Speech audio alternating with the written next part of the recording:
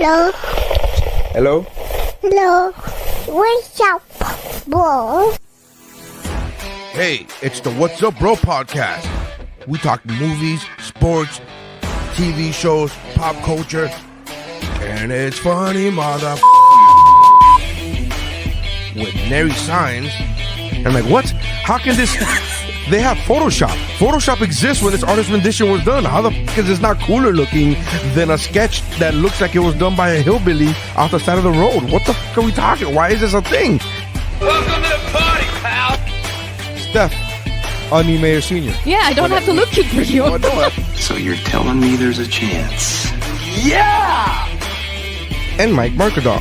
I'm just glad I like vanilla, boring sex like this. I'm glad that the sex I enjoy won't get me killed.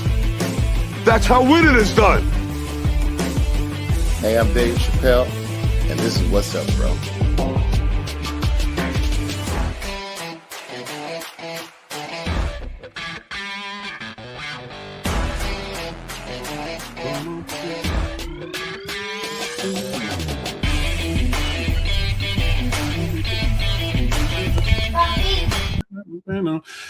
Hey, everybody. Welcome to the What's Up, Bro podcast, the only podcast on the internet truly asking the question, what's up, bro? My name is Mike Mercadal. With me, as always, is... Nery Saenz.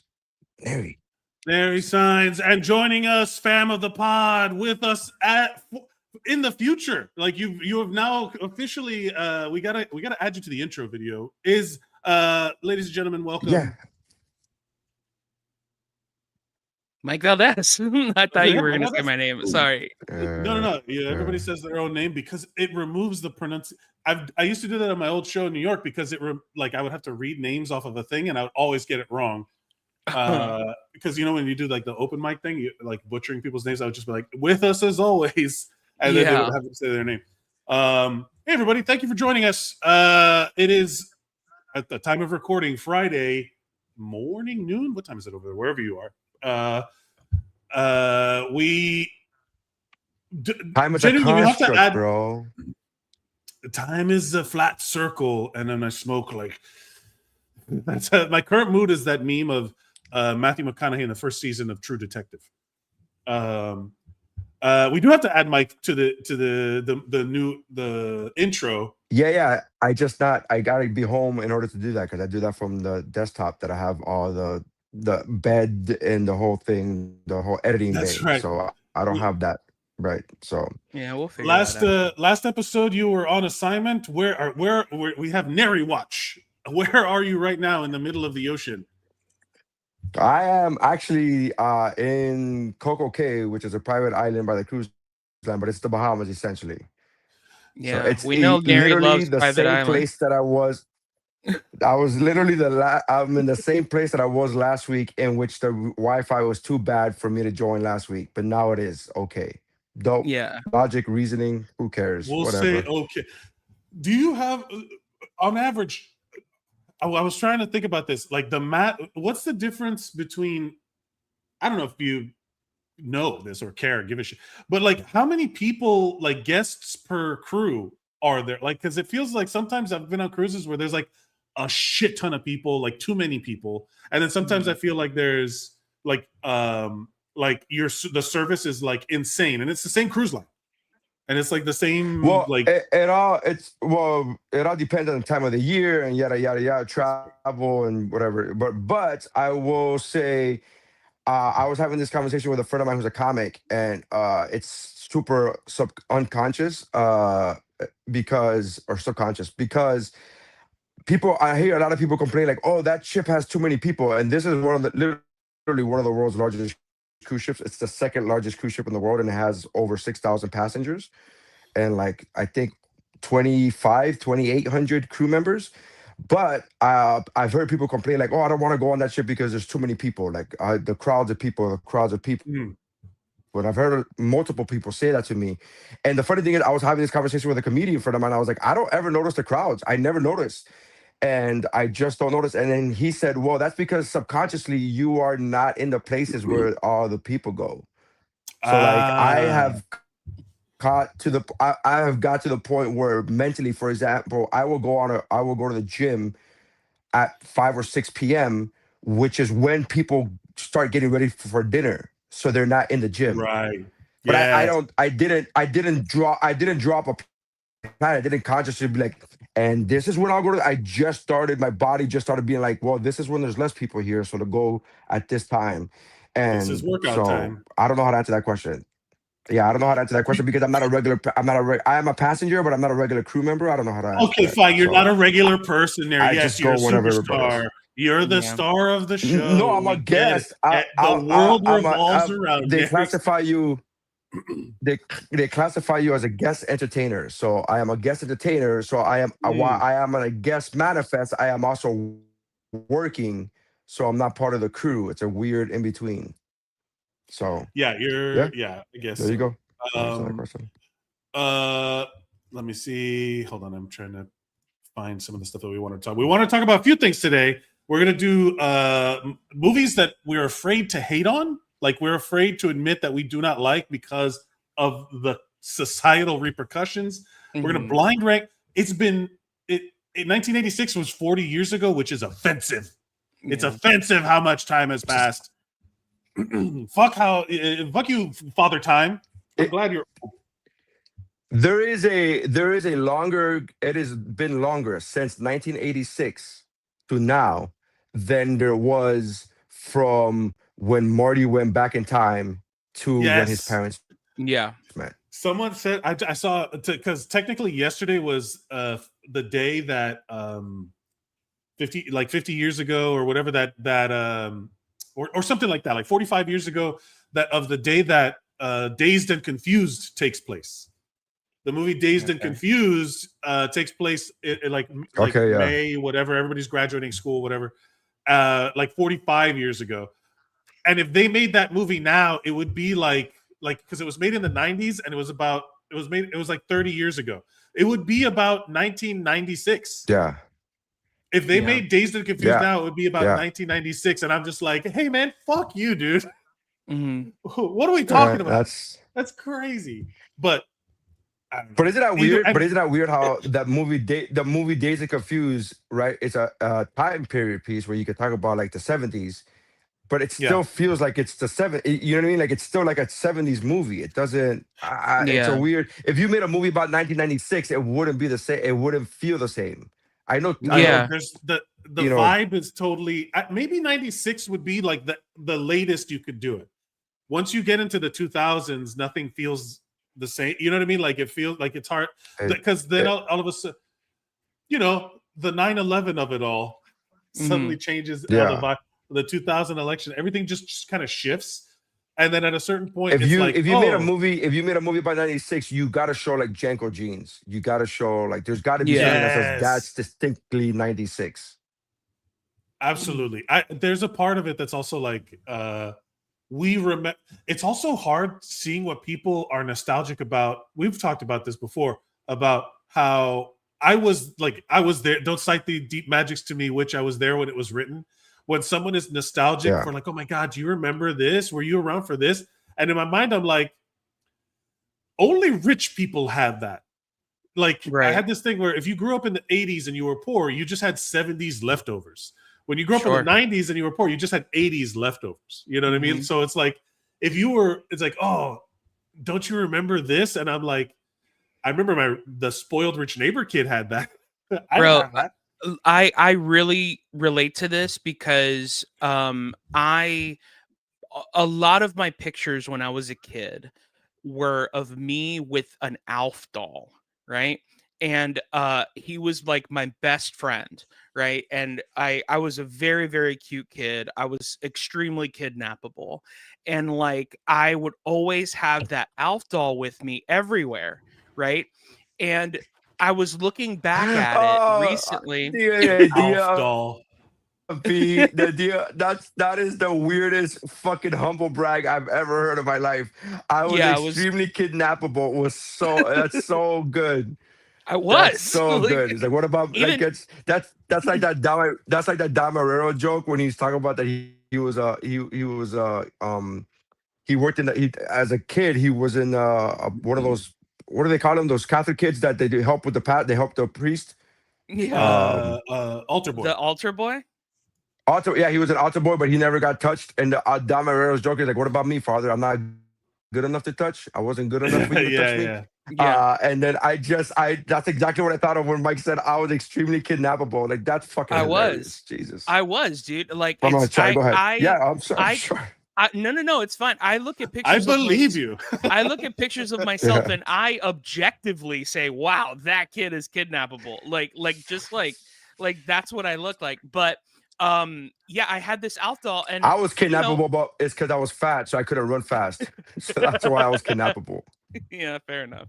And so so anyway, all that to say that years go by and I was trying to find this Alf doll and I couldn't find it.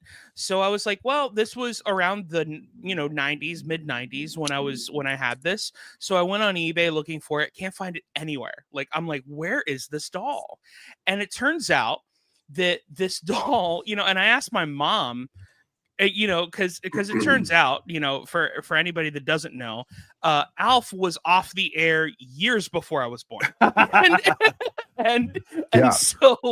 and so I asked my mom. I was like, "Where in the world did you find this?" And she's like, "In some garage sale or something." And like that was like my doll, like that was like my thing. And thankfully, I was able to track one down on eBay, and I have it again, but yeah, like it's like a mid 80s, like late 80s toy, and it was way way after I had born, the Alf lunchbox, bro. Yeah, I had an dope. Alf lunchbox. Yeah, I mean that's I had an Alf cool, lunchbox. right? That was cool. Of course. Yeah, there was an excuse to carry around a lunchbox if you were going to school and you had your lunch in it. There's no reason to be walking around with an Alf doll. Yeah, that's true. Well, also, it's hard to justify. Oh, this is my lunchbox. I stuff it into the asshole of Alf. That's where I keep my lunch. To be fair, I was 2, Mike. Like, I wasn't. No excuses, man. Yeah. No excuses. You're on. No, you got to be fucking being judged from the time that you're born. That's how this modern world eats. It'll eat you. It'll eat you alive. But we do have. Like, in all fairness, 1986 is I'm doing my best. So we're going to do a blind ranking of the movies that came out in 1986, which means a blind ranking, of course. We don't know what's coming next. You got to give it a top 10. Are we doing top 10? How many? Let's see here. 1, 2, 3, 4, 5, 6. Nope, 7.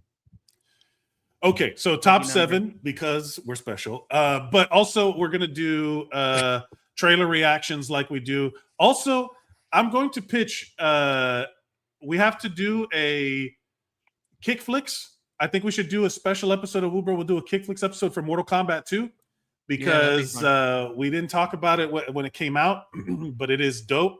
And also, I have a lot to say about it, but we'll do it on Kick Flicks, so stay tuned. Please like, share, and subscribe to whatever platform you're watching us on to check out that episode. And also, what was I going to say? Where are we on Spider Noir? I'll start with Spider Noir. Did anybody watch the Spider-Man, the most memeable actor on earth, Nick Cage, playing a film noir Spider-Man in 1930s New York? I have not watched it, but I the reason why I haven't watched it is because I'm trying to watch it on a bigger screen than my phone. It's one of those like this feels like it's gonna be a visual thing. So I'm like, I want this to be. You're 100% correct. Okay. If you haven't watched Spider Noir, no spoilers. I won't ruin anything, but I will tell you the black and white version because they offer. So this is a thing. I think they should do more of this. Sure. Because I think that they released Spider Noir in black and white and in color, and it's shot in a way that both are good, right? Like both work. But they've said that the black and white is kind of definitive, but they do make reference to color sometimes, but the person has to verbalize the color. Right? Because it's crazy. Is there a movie? Yeah, it's like when you watch. It's like when you watch I Love Lucy, and you go, "Oh my God, look at your red hair." They literally say that, and to us, the audience, idiots were like, yeah, what? Yeah. Okay, we Saying just that, take it you've as is. added Like, oh, texture. she said it's red. Yeah, we've added texture. Yeah. Okay. Do you think that there are like I Love Lucy, of course, is a perfect example of something that benefited from colorization too, because at a certain point they did go color. But is there a movie that's like modern that could have done black and white as a choice, right? Like Schindler's List, black and white except for the red stuff.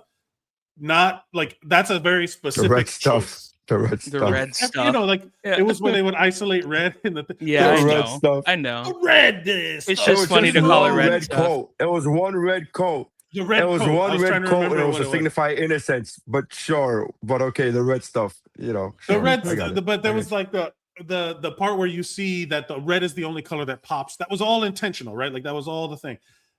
I'm trying to Right. when I remember when Kill Bill came out, they softened the movie by cutting to black and white when Beatrix Kiddo plucks that guy's eye out, and then everything shifts to black and white because otherwise it would be like a huge bloody gore fest.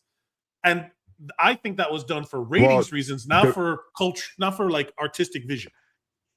It was absolutely done for ratings reasons, and they have since released Kill Bill, the whole bloody affair, where it's both movies in one, the way it was meant to be released. I own that movie. There's like and they don't cut to black and white in that part for that reason. I will say I love the fact that what you're describing, Zack Snyder already did, but you're saying it as if this is a new thing, and I think it's hilarious. I'm like, yeah, Zack Snyder did this. The Zack Snyder treatment. Yeah, I get it. No, of course, but that's a perfect example of like, okay, did he? So what I'll say is this: Spider Noir has shots that work in color or shots that work in black and white that are so much better because of the way they chose. Like you could very clearly see that they lit the scene for black and white to make it look like a film noir movie from the 30s. You know, like the shadows are long and really sharp, real hard. Yeah. Like you could see that they were doing something with it. I'm just trying to see, like, is it better? Like, there's some movies where it honestly felt better to watch it. It's hard to say if you haven't seen it. But I also say this goes back to the thing that Neri and I will disagree on forever. The release schedule. They dropped all of it on one day. Yeah. Okay. I did not know that they released all of it on one day. I didn't know they were still doing that. I thought streaming services moved away from that, much to my dismay, which is why I haven't even watched the latest season of The Boys, because I wait for all of it to come out for me to intake all of it at one time. But I think it just depends on whether or not. Yeah, now is what I'm saying. But I think it all depends. To answer your question, I think it all depends on how the filmmakers wanted. If it's just a regular movie that was shot in regular, however you want to call it, I don't want to say film anymore because they don't do that anymore either. But if you shoot the movie with a certain lighting and then you go, hey, let's put this black and white filter on it, that's not the same thing as what you're describing, which is, hey, these are shots shot clearly, filmed with the idea of black and white in mind.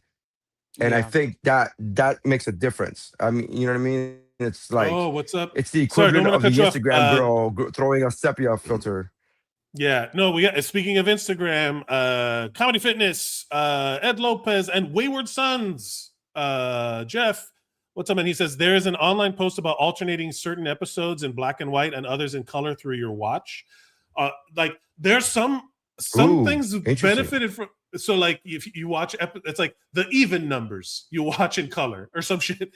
Like that's a fair point. But in terms of the release schedule, there specifically in this show, there are episodes. First of all, it's TV, right? So like each episode has an intro and each episode has like a contained story, and there are cliffhangers. What the fuck is the point of a cliffhanger if you're going to drop it all and the next episode starts like, would you like to start? You click a button, automatically there's no cliff. Well, because there's no hanging. Well, no, that's ridiculous to say that, because you're automatically assuming that everybody. I disagree that it's ridiculous to say that. Time. I think it's ridiculous to say that because you're you're watching. You're talking as if everybody automatically is going to watch all 8-10 episodes right now. That's not the case. And furthermore, there are times where I'm watching a show where I'm like, I don't even know if I want to keep watching the show, and then something happens at the end of that episode that makes me go, okay, you got my attention now. Now I want to keep watching. Because so the cliffhanger isn't for the week. Is it because I have to wait a week? It's because do I want to keep watching this fucking show? And there are shows. That's binge culture. I'm You've been trained to think that way. There's nothing. That's not how. That's the whole point. Is that that's not true? Point, that's not true. There are shows manipulated. that are shows that are duped. You've been manipulated your whole life by thinking that it matters that you have to wait a week, that it makes it more valuable that you have to wait a week. You've been trained your whole life for that.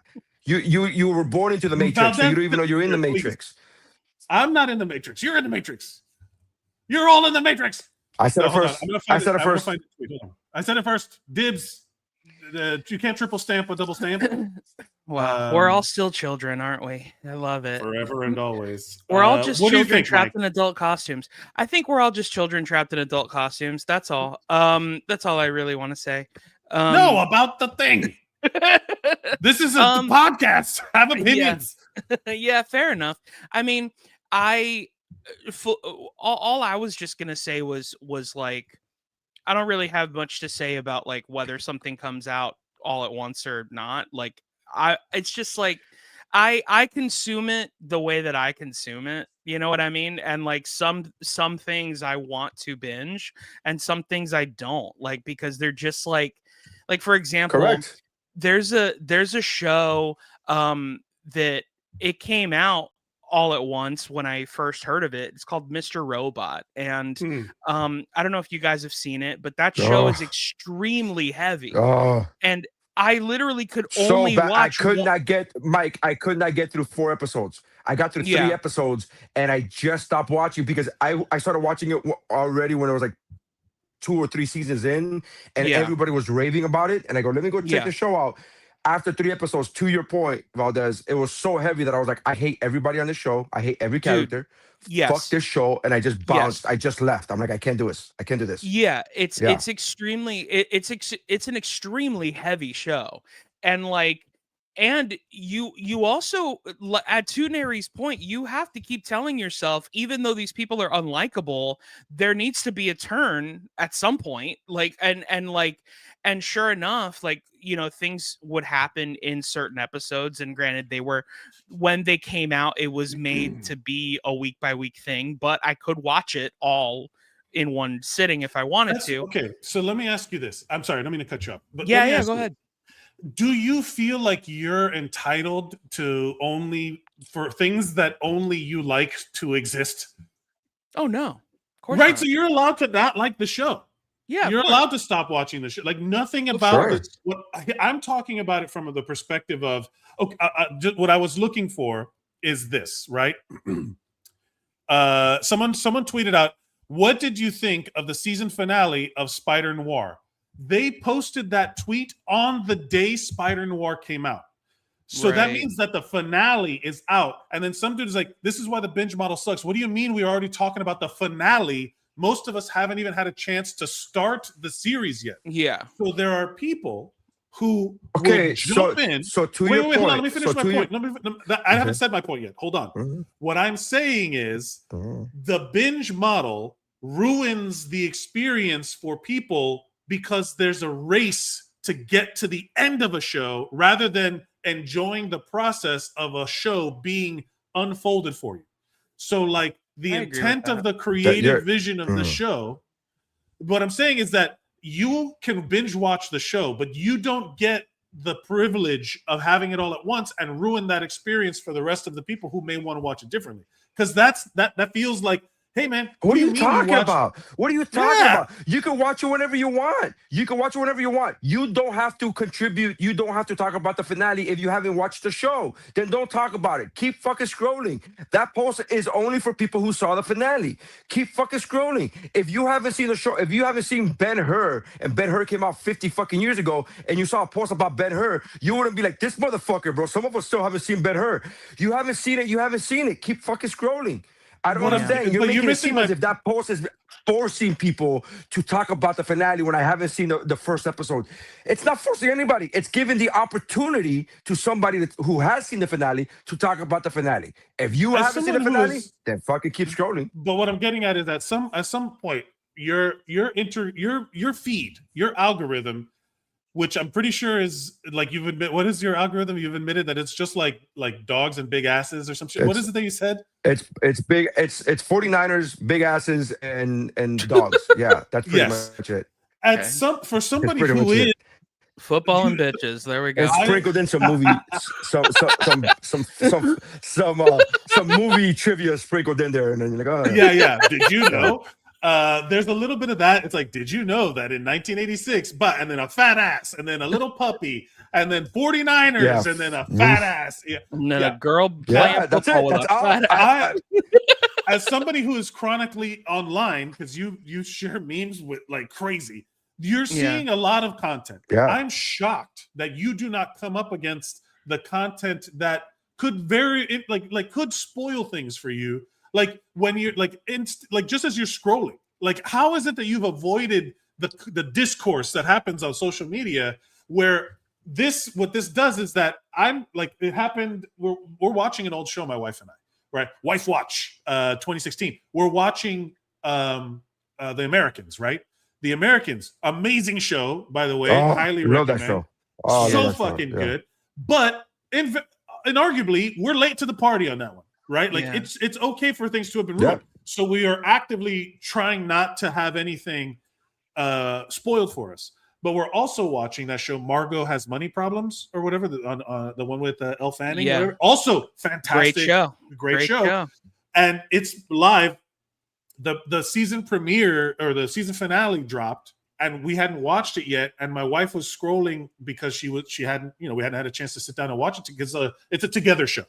It's one of those shows. You have to, like if someone watches an extra episode, it's worse than cheating on me, kind of thing. And she was like, "Oh no, I had something spoiled. I saw something that I didn't realize what it was until it cut back to the who like one of the actors." And she's like, Sure. "Oh no." How have you avoided just inherently that sort of thing? Like, what are you doing that I'm not? Like, how are you having a different experience where something can't be ruined? I can tell you one thing. I know for a fact, because we've talked about this before, I know for a fact something you do that I never do, which is go into the comments. I never go into the comments. Even of the stuff that I sent you, even of the post that I sent you, whenever you see, I'm like, what are you talking? Like you and my wife are very similar in the sense of like both of you love to point out that something is AI, even though it's clearly meant for comedy and humor. You're like, this is bullshit, it's AI. I'm like, yeah, it's meant as a fucking, what are we talking about? What? It's meant It's for not that it's entertainment. bullshit that it's AI. I just don't like go, that people are using AI. I don't like that it's being I created. agree. I'm like, this is garbage. Sure. I don't want to. Okay, anyways, and then the other thing you guys do, both of you guys, I'm avoiding that topic. And both the other thing that both of you guys do, that both of you and my wife do, is like, oh, look at the comment. Like, you guys start quoting comments as if that's what I'm like. What are you? I don't know what you're talking about. And they're like, in the comments, I'm like, I don't fucking go into the comments. I never go into the comments of any post. So therefore, I don't. Maybe the algorithm, and this part is conjecture. Maybe the algorithm is like, he doesn't like the fucking talking back and forth. He doesn't like the spoiler shit. He doesn't like the. I'm just like, I read the post. This is an old WUBro trope. This is an old WUBro trope where 1,000 years ago, when I was Stephanie on the podcast, Stephanie and Xander, the joke was Nery only reads the headlines, and that's all I do is just read the headlines. Fair. I don't go into the story. I don't read the story. I don't click on that shit. I just go for the headline. I'm like, oh, okay. Can we talk about it from a marketing perspective? Do you feel like binge? Do you feel like, because here's another thing: The Mandalorian and Grogu came out, and I saw it on Friday, and people are saying that it is basically season 4 of the TV show, that it's just like an extension of the TV show. But when The Mandalorian came out, it was week to week. And it was like right around the time, I think, Stranger Things, one of the seasons of Stranger, and they dumped all of Stranger. My feed was flooded with Little Baby Yoda, The Mandalorian, all that stuff, memes after memes after memes. And if you look at the chart of of like what's being posted about, it's like the Mandalorian is here, and then there's like a big blip for Stranger Things, and then it goes away right away, right? So like, if you release weekly, you're not comparing apples to apples, because you're literally talking about a cute thing in Baby Yoda, and that's what other memes were about. Well, So also the Mandalorian, as the far as music marketing is concerned, I disagree. I'm not talking because it's not that. The It's Mandalorian basically is a great show. I'm not disputing the great show. But the constant thing is the fact that it was something cute that, from my algorithm, women who never watched Star Wars were now posting Baby Yoda memes, because it's Baby Yoda. It's something cute. Again, not disputing that the show is great, not saying that it is awesome, but I don't think you're comparing apples to apples. But do you think it matters? Gonna have a cute something to keep posting memes. But what I'm saying is, it's still exposure. It's still exposure. No, I'm talking about to like the cultural presence of how good a show is versus like, because what ends up happening the unfortunate thing, Mike, the unfortunate thing, especially considering the argument of Stranger Things and Mandalorian, is that the people that run these companies do not care. That's truly what it is. But they care about money. They care about exposure. No. I know they do, and they always will. But here's the thing: with Stranger Things, they don't care that it's all being dropped in one day, because there's 55 other things that they're going to drop too, and that's their ulterior motive. The motive is keep people here. Period. That's it. And Disney's thing might be keep Star Wars people here. And how do we do that? Week by week. We keep Star Wars people here. But this is what I understand. I'm not getting my point across. Like, if you what I'm trying to say is it is in the best, like, if I can schedule YouTube video posts, right? There's no benefit to dumping everything. Yeah, right. If I can do that, they can schedule release. You know what I mean? Like, the barrier for them to do their thing is, so if they release once a week, right? So here's an example of I'm thinking about Spider Noir, but there's a moment where there's a cliffhanger, right? So, and there's a mystery, like it's all about mystery and solving the mystery and all that stuff. So like there's an episode that drops very much like, if you remember Lost, right? Everybody was talking about Lost. Sure. Because everyone was like, what is it, man? The conversation that occurs builds curiosity, builds interest, so other people will then see it and be like, hey, what's this thing going on? I guarantee you, those women that had never watched Star Wars, which is not, I don't agree with that statement. I'm saying I didn't say women. I said the women I know. I said women that I know had never seen Star Wars. So the women, I didn't the say people women. who had not. I said women that I know had never seen Star Wars. Good clarification. Thank you. I'm saying in general, people who had not watched any Star Wars thing would be more interested in watching that thing, which is new eyeballs, new subscriptions, new whatever, new money coming in, new hits for the weekly release, because there was a constant conversation happening. Lost also, I'm sure, got a ton of people that were like, what are we talking about? At the water cooler, I'll catch the next episode. Or what season? And then when they used to release the DVDs on the seasons on DVD, people would go back and watch. Oh yeah, let me go watch that. So with the cliffhanger, or the whole point of a cliffhanger is, remember in the season finale of The Simpsons when Mr. Burns gets shot? That shit was everywhere. Yeah, who shot Mr. Burns? The numbers were here. So what I'm saying is that I don't understand the binge model. Jeff, commenting on Instagram, binge culture has taken away from people's ability to talk and exchange theories week to week. Thank you. Yeah. That was part of the fun going down the rabbit hole, especially, and I'm adding this part, especially in fandom circles, right? Like, comic book people love to be like, what's next? Because comic books were always a serialized medium. They always kind of came out. I mean, ultimately, we're arguing to a bigger point, which is that social media is making us feel like we're getting closer, but we're only getting further and further apart as people. And that's truly all it is. Like, it's truly, It's truly Yeah. just that we're not talking to each other anymore, and that's what it is. And it's not because of TV, it's because of everything. Like, it's just because everything sucks.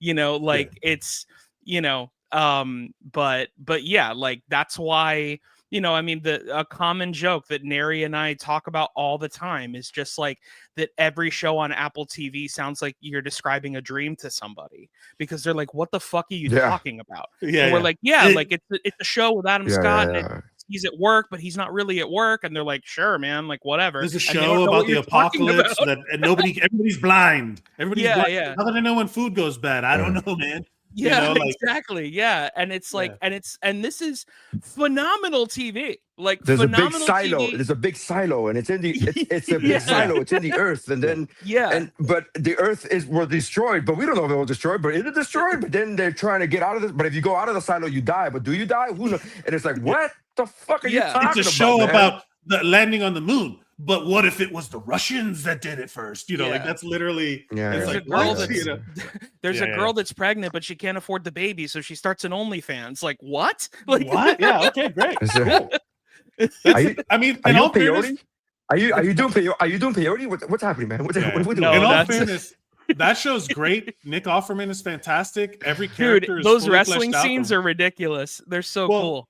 The writing on that show is actually very good, because every character, like you were talking about Mr. Robot, where you're like, everybody's the worst and you hate people. There's if you hate the character because of how they act in the story, that's good writing.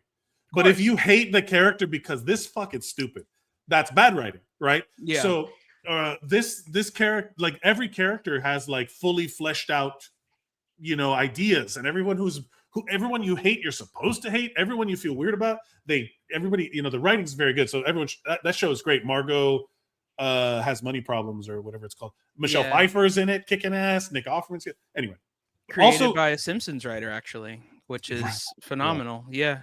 Very Fran good. Gillespie, I think. Yeah. But speaking of things that I'm afraid to admit that I hate, because I will be chastised by Nery on the podcast, that I hate binge watching. What are these movies that we are You're afraid? by the way, you're the only one that keeps bringing this up. You're the only one that keeps bringing this argument up. I'm so mad about it. I mean, I don't want to say. By the way, just to give a button on it, just to give an example of it. I am now. I started like 5 months ago, watching Mobland, right?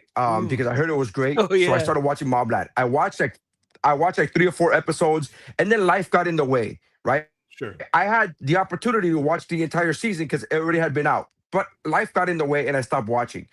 And then the other day, the drama comes out last week about Tom Hardy being fired from season 3, that he won't be in season 3, right? And then there's like all these conspiracy theories. Is it because of his political alignment? Is it because Helen Mirren hates him, and Helen Mirren hates him because she's an Israeli, and then Tom Hardy signed the whole "I don't want kids dying in Gaza" thing. Like, there's all this political. Is this what's happening or whatever? Then yesterday, the producers put out this other thing about like Tom Hardy was never fired. We're working really hard to get him back for season 3 creatively. He was never fired. Like they're posting like very, like, he's not fired. He's not fired. He's not fired. Yeah. And then Helen Mirren posts on her story, "We love you, Tom." Post a picture of Tom Hardy. Like it's all this whole thing. I go back to watching the show not because of the drama, but I was like, oh, I had forgotten that I had started watching that show, and the fucking chisme, the tea reminded me that I started watching that show. I was watching the episode. Yeah, the tea reminded me that the show existed. I was like, oh, I forgot this. I forgot that I had been watching this. Then I start watching the episode that I left off on, and I remember as I pressed play, I thought to myself, Nery, what's the fucking point of watching this if you know Tom Hardy's not coming back? Are you going to continue to watch this? Right now, hold on. So now I'm watching this episode 5 or something, whatever the fuck it is. I'm watching this episode that I had left off with only 15 minutes left. Apparently, I was just falling asleep. I was like, oh, I gotta follow, and just stop playing. 4 months ago. Now I press play. What's happening? Well, yeah, what happened? So now I press play on this episode that's 30 minutes into a 45-minute episode. I press play, And moment I press play, like, worth me watching this. Should I even watch this, knowing that Tom Hardy got fired for season 3? Am I going to continue watching this show? Then 10 minutes later, the episode ends on a fucking cliffhanger. I go, oh, goddamn right, I'm coming right back. Here we go. That's why you do it, to get the attention of somebody who's like, oh, yes, I want to continue watching this show. This is the way every episode. What I think you're talking about specifically with the cliffhanger part, not to say anything, but the cliffhanger part, what I think you're talking about is the season ending cliffhanger. That's what makes the difference. That's what got people talking about who shot Mr. Burns, who shot JR. That the season ending cliffhanger, when you have months of having to wait, like now that build up, that's a great point. That's the pop-up build up. No. The week to week. No, that's not what I'm talking about. The week to week build up. The who gives week a fuck? to week is no, the that's what you're continuing describing. conversation. The week to week build up is bullshit. It's a mierda. The week to week build up is mierda, bro. The fuck. In your the opinion, conversation I'm you want, talking the water about the cooler fact talk that that you want. Mandalorian is big because I'm talking about your you're talking about your opinion too, fucker. I'm giving you my opinion. I'm giving you my saying opinion about your opinion. And You're I'm putting saying words into my I think mouth. that's what you're. My opinion. I say I think what's important is the season ending.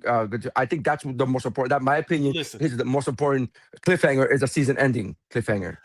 I understand that that works for you. What I'm saying is that takes away your version takes away my version, but my version doesn't take away your version. You know what I'm saying? Like your version you removes. You don't even have a job anymore. There's no water cooler for you. What are we talking about here? Hey man, how about you go fuck yourself? The idea. Oh man, I want to fight back, but I would be too mean right now. I would be so mean. I was about to say, Mike, I was about to say, hey, to the listener, we're just joking. Like this, like that came off really mean. That came off like really like fuck you. I was like, wow, that came off really. I was like, wow. If you were not my friend, I would have been like, I would never have said that. If you were not my friend, I would never have said that. Not to my face.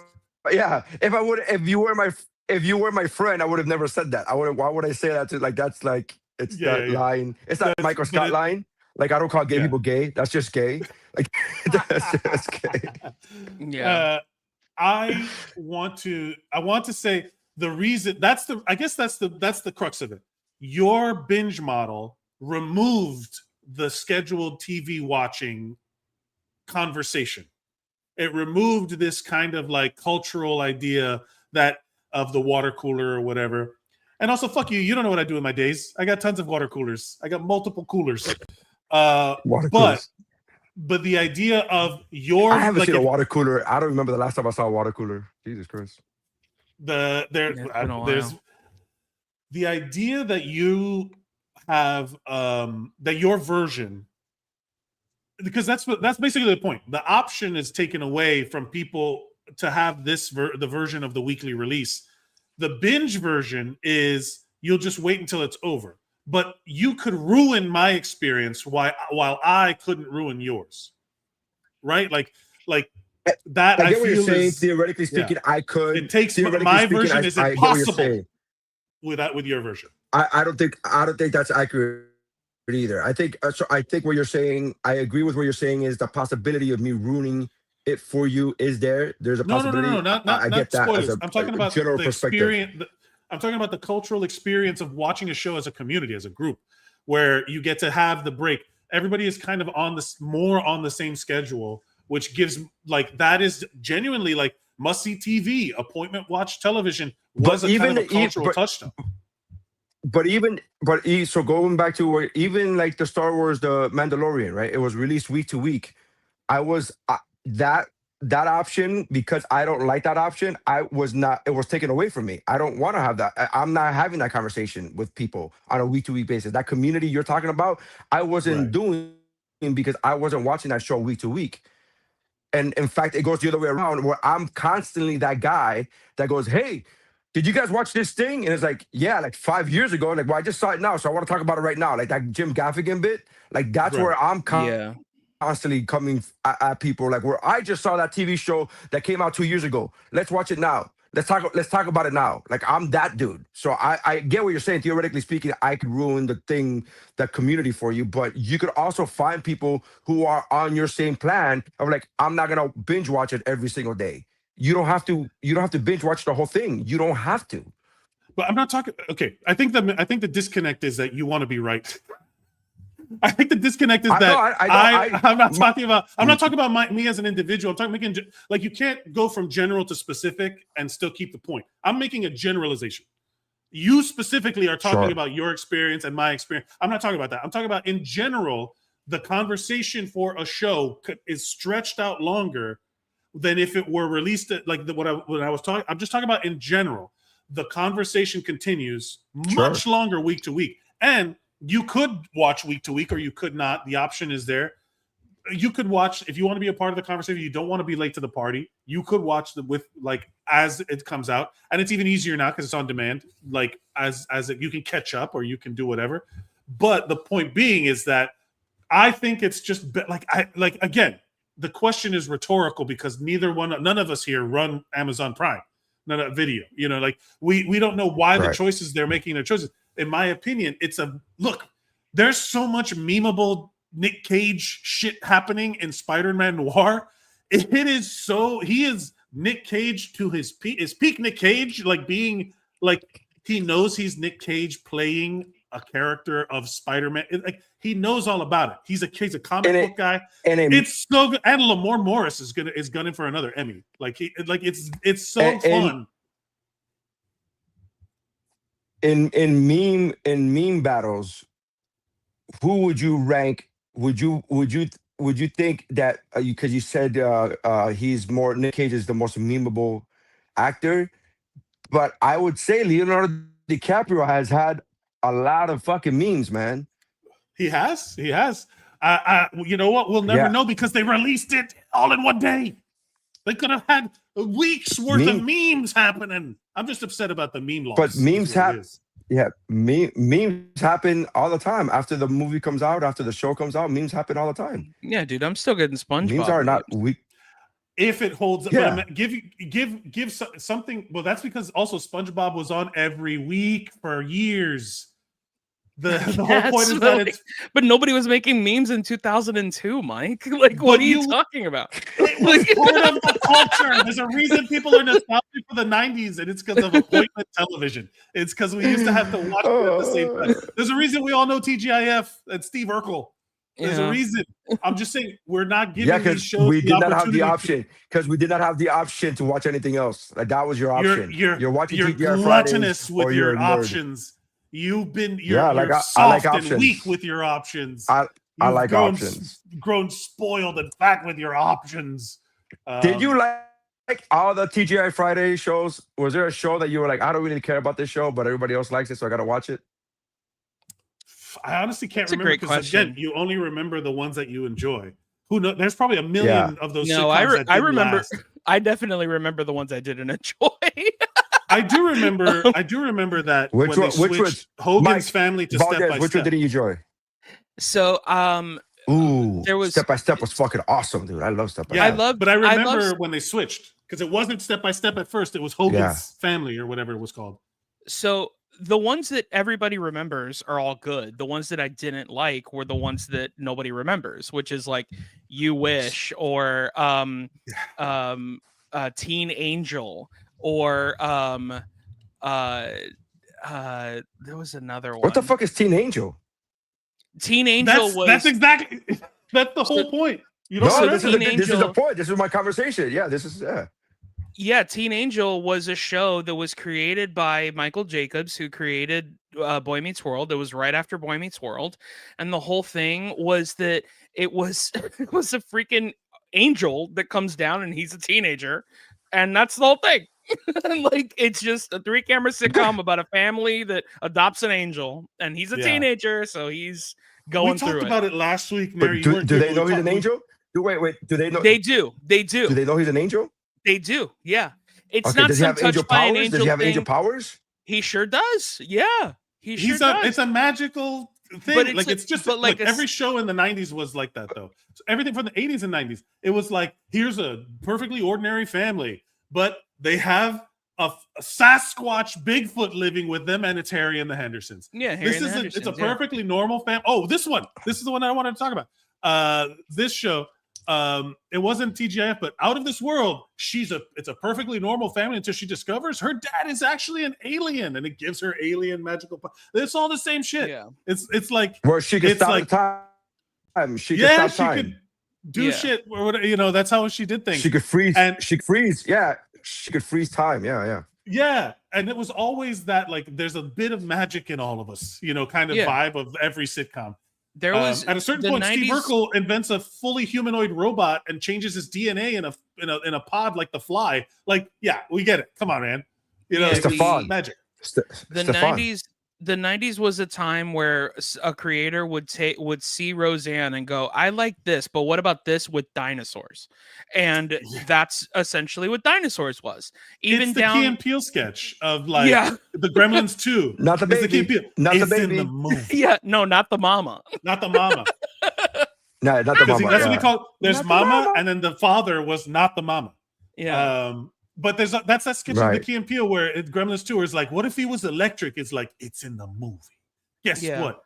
It's in the. He's a spider. It's like everything was like that. Like, let's make it happen.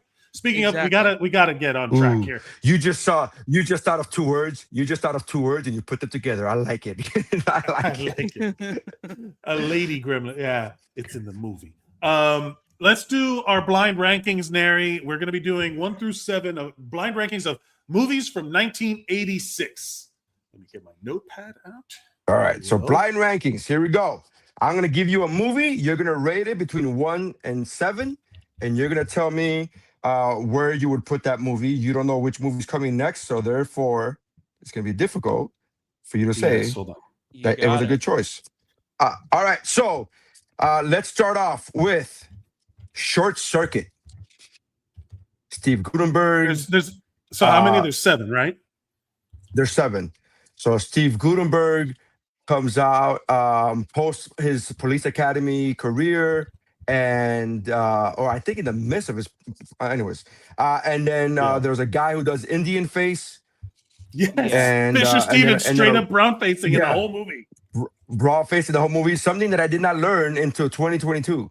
By the way, you didn't know that he was a I did not know that until Aziz Ansari's talked about that in his show, Master of None, and that was again 2020. Like that's when I learned about that. I was like, wait, what the fuck? What? Like, yeah, it was crazy.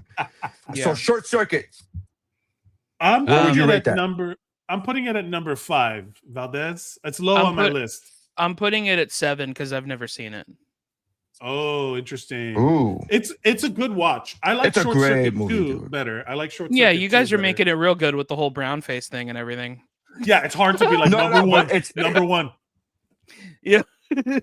Yeah, because of the brown face. I think I'm gonna say because of it, you have to give credit where credit's due. Like this motherfucker, his acting was so good that I never noticed. What the fuck? Yeah. What does that say? To be fair, there's like a whole generation of people who never knew that. Yeah, I think the thing that is synonymous with that movie is that there are a lot of people that did not and still do not know that it was brownface. Yeah, unfortunately, that's probably true. Okay, so Short Circuit. I'm putting that down. Number 5 for Mercadal. All right, we are gonna go next with Platoon. I'm gonna go 6. Well, we'll do Snake. So Valdes, you go first. I'll go 6. I said Snake. Yeah, I'll go 6. I have not seen Platoon in long enough where I don't remember Platoon, and I probably saw it when I was too young to fully understand the themes of Platoon. Too. That's why I haven't gone back to it. I imagine it's great, right? Is that Platoon is Charlie Sheen? Yeah, Charlie Sheen. Charlie Sheen one. Yeah. Charlie Sheen. Martin Sheen is Deer Hunter. Right? No, Charlie Sheen. Martin Charlie Sheen is Apocalypse Now. Apocalypse Now. No. Yeah, that's it. All right. Next one. Big Trouble in Little China. Ooh, Mike, you first. Wait, what did you put it at 6? You said? Yeah, you put it at 6? Platoon? Yeah. Yeah, we both put it at 6. Okay. Big Trouble in Little China. I'll go 4.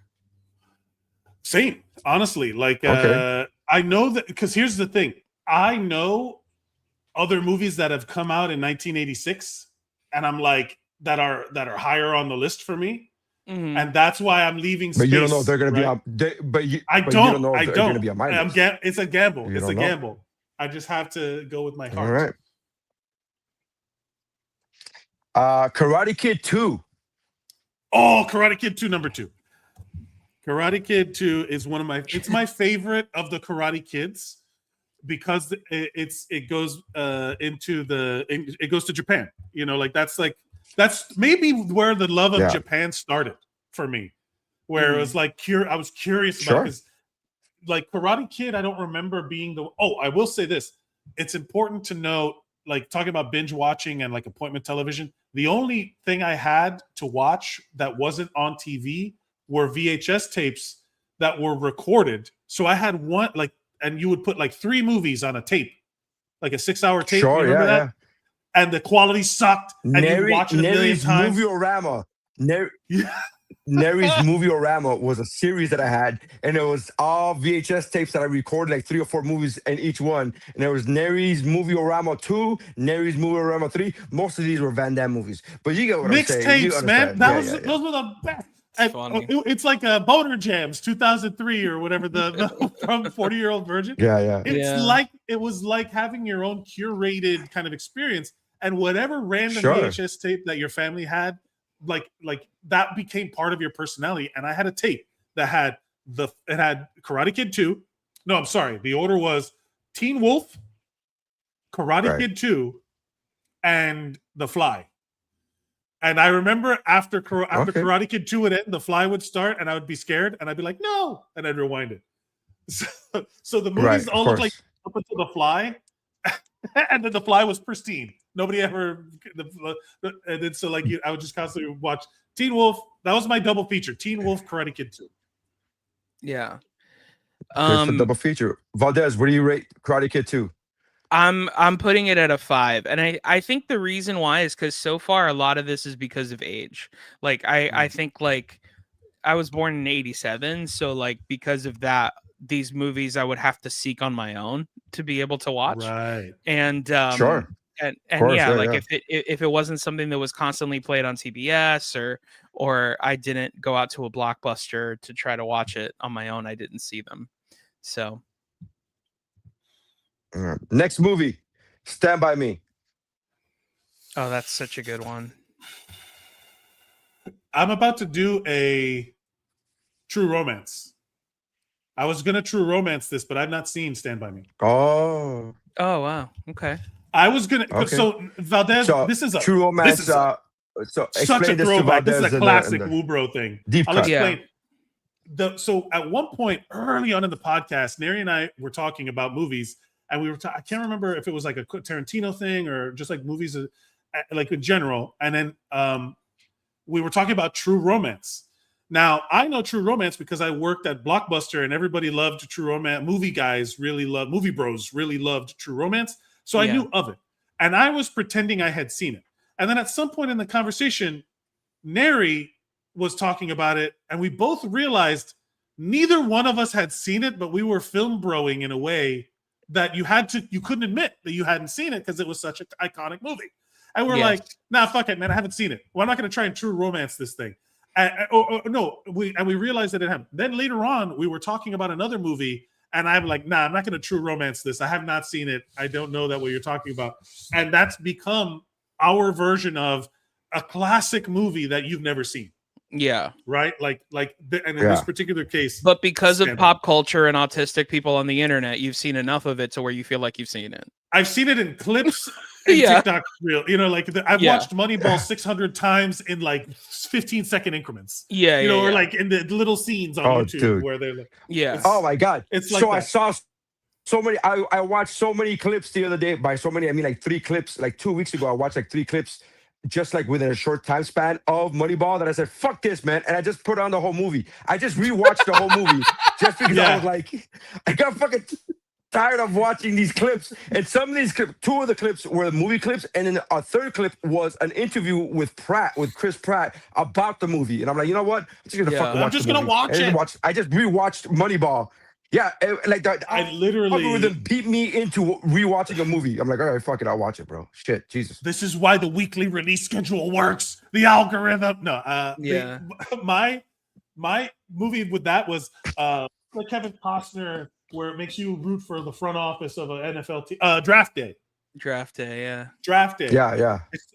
I want all my picks back or whatever. That whole scene and I was like, shit, I gotta watch. And then I literally stopped the video. I went searching for Draft Day. And I fucking watched it. But yeah, so I'm gonna Stand By Me 7 for me. Valdes. I have to. It's so funny enough. It's hilarious how we were talking about this whole thing. And I remember right when Stand By Me was said, I was like, great movie. Haven't seen it. So so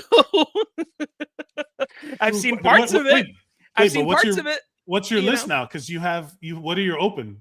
As of right now, the only he has movie 1, 2, or 3 left. As of right now, the only movie I have actually seen is Trouble in Little China. You've never seen Karate Kid 2? You haven't seen? Nope. Oh, buddy. No. Right. Yeah. So yeah, it's gonna be 3 for me. You go with 3. It's gonna be 3. Yeah. Okay. Stand by me. All right. I'm just hoping that you're gonna say Back to the Future 2 at some point. Technically, no. 3 Amigos. Ooh, okay, here's one I've actually seen. Oh no. Yeah. I love 3 Amigos. No. Interesting. This is gonna be a gamble because am I going to have to pick, like, will I give 3 Amigos number 1? Or do I have to take the gamble of like number 1 being like European Vacation or something? Yeah, literally my exact thought. Yeah. What spot you? So you have 2 left. You have 1, 2. Yeah, 3? I have 2 left. I literally have have 1 and 3. He has 1 and 2. You have 1 and 3. Yeah. My number one's I'm gonna gamble. I'm gonna go with 2 for 3 Amigos. Wow. I think I have to do the same thing. Number 3. That was a wow. That means that number 1 is going to be as equal to a movie that doesn't matter. Absolutely, and this means that both of us have the same number 1.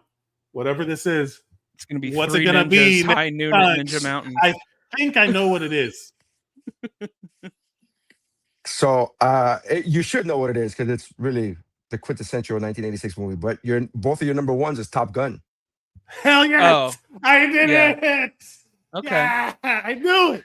And I did not research this. I just know, Nery, our love for Top Gun goes deep.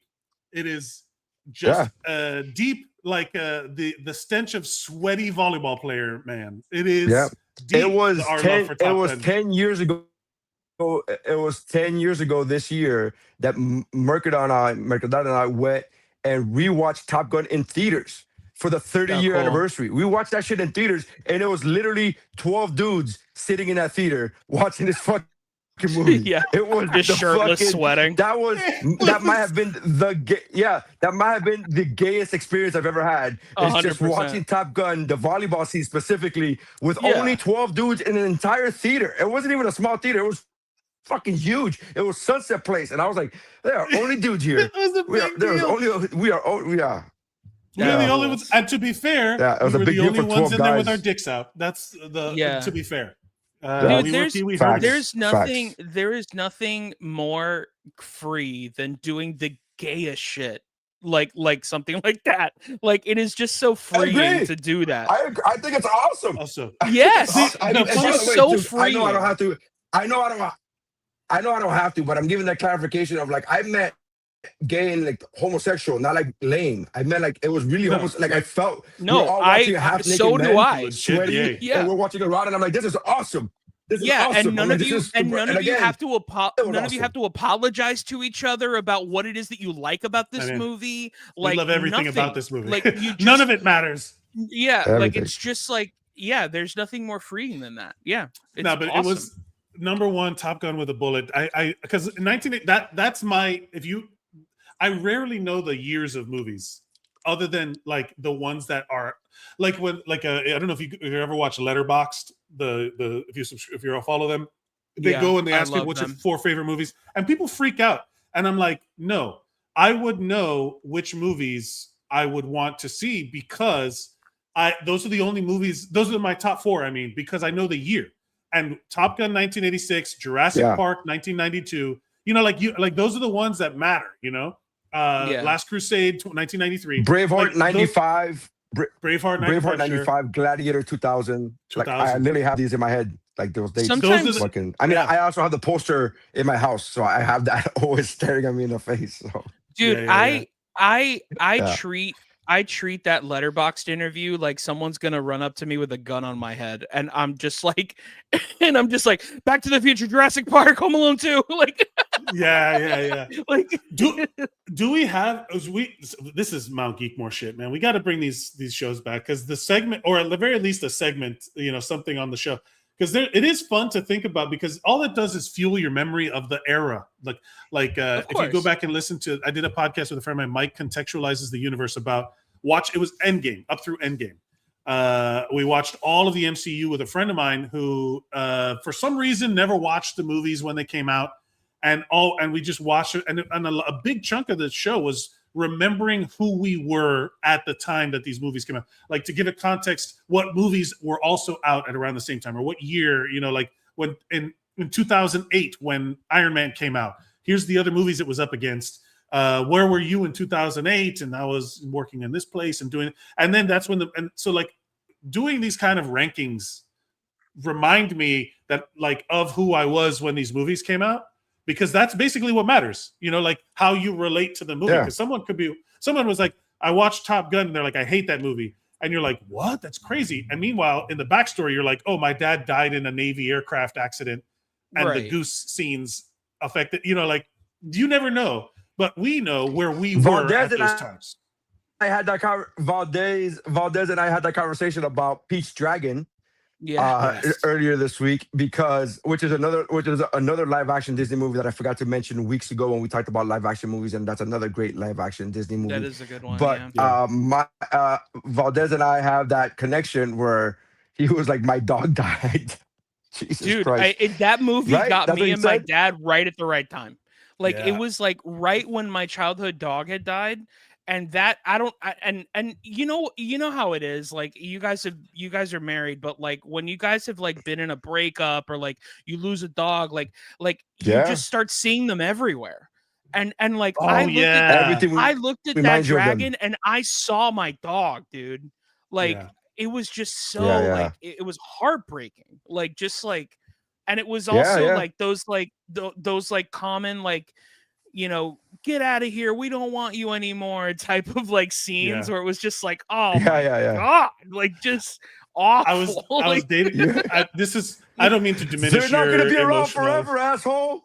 I don't want to diminish the emotionality of what you're talking about, but I did date a girl who had a Nissan Xterra, and then when we broke up, every time I passed by, and it was like for a while there, like a ton of Xterras were just like that gray, like the grayish blue or whatever.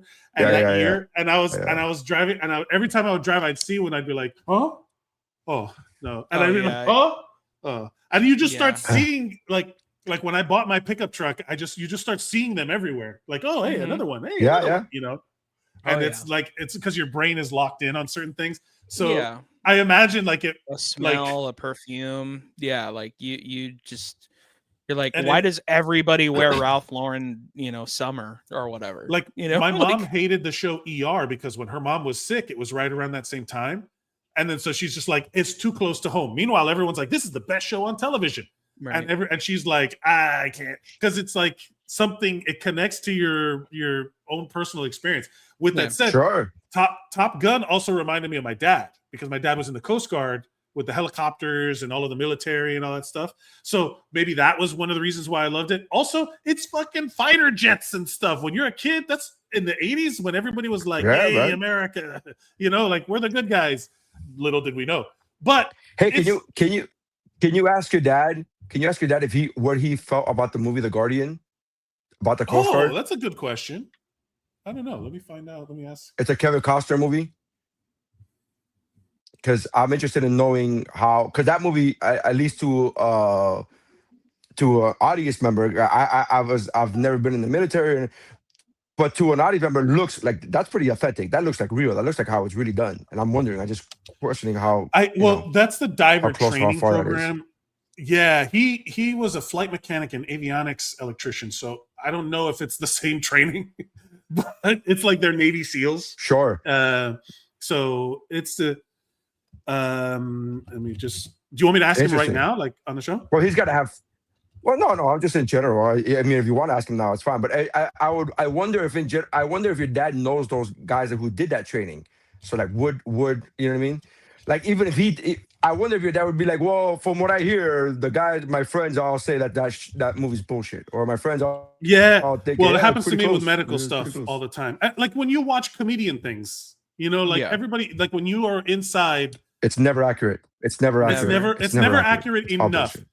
Some people, like even The Pit, that I'll say is the most accurate medical drama, medical show. Like it is literally doctors running the show. There's aspects of it where I'm like, yeah, also, it's the social dynamics of it. You know, it's the medical stuff may be perfect, but I have a friend who works. I have a friend who's been in hospitality his whole life. He's been in restaurants his whole life, and he hates The Bear for that reason. He was like, it's not that dramatic. It's not. Yeah, it's not that. He's like. No pa tanto, niño. Like no pa tanto. Sandwich right. We need to. Yeah, we need a sandwich right away. He's like, you're fine. You're fine. You could take the extra 30 seconds to make the sandwich. It's fine. I would love to. I don't know. Did they cut him into the movie Waiting? As somebody like did because I would love to see him in a real scenario. Maybe it was just like a duet where they put the clips in and the guy's like, "Easy, buddy, easy." Yeah. Is your first day? You know, like.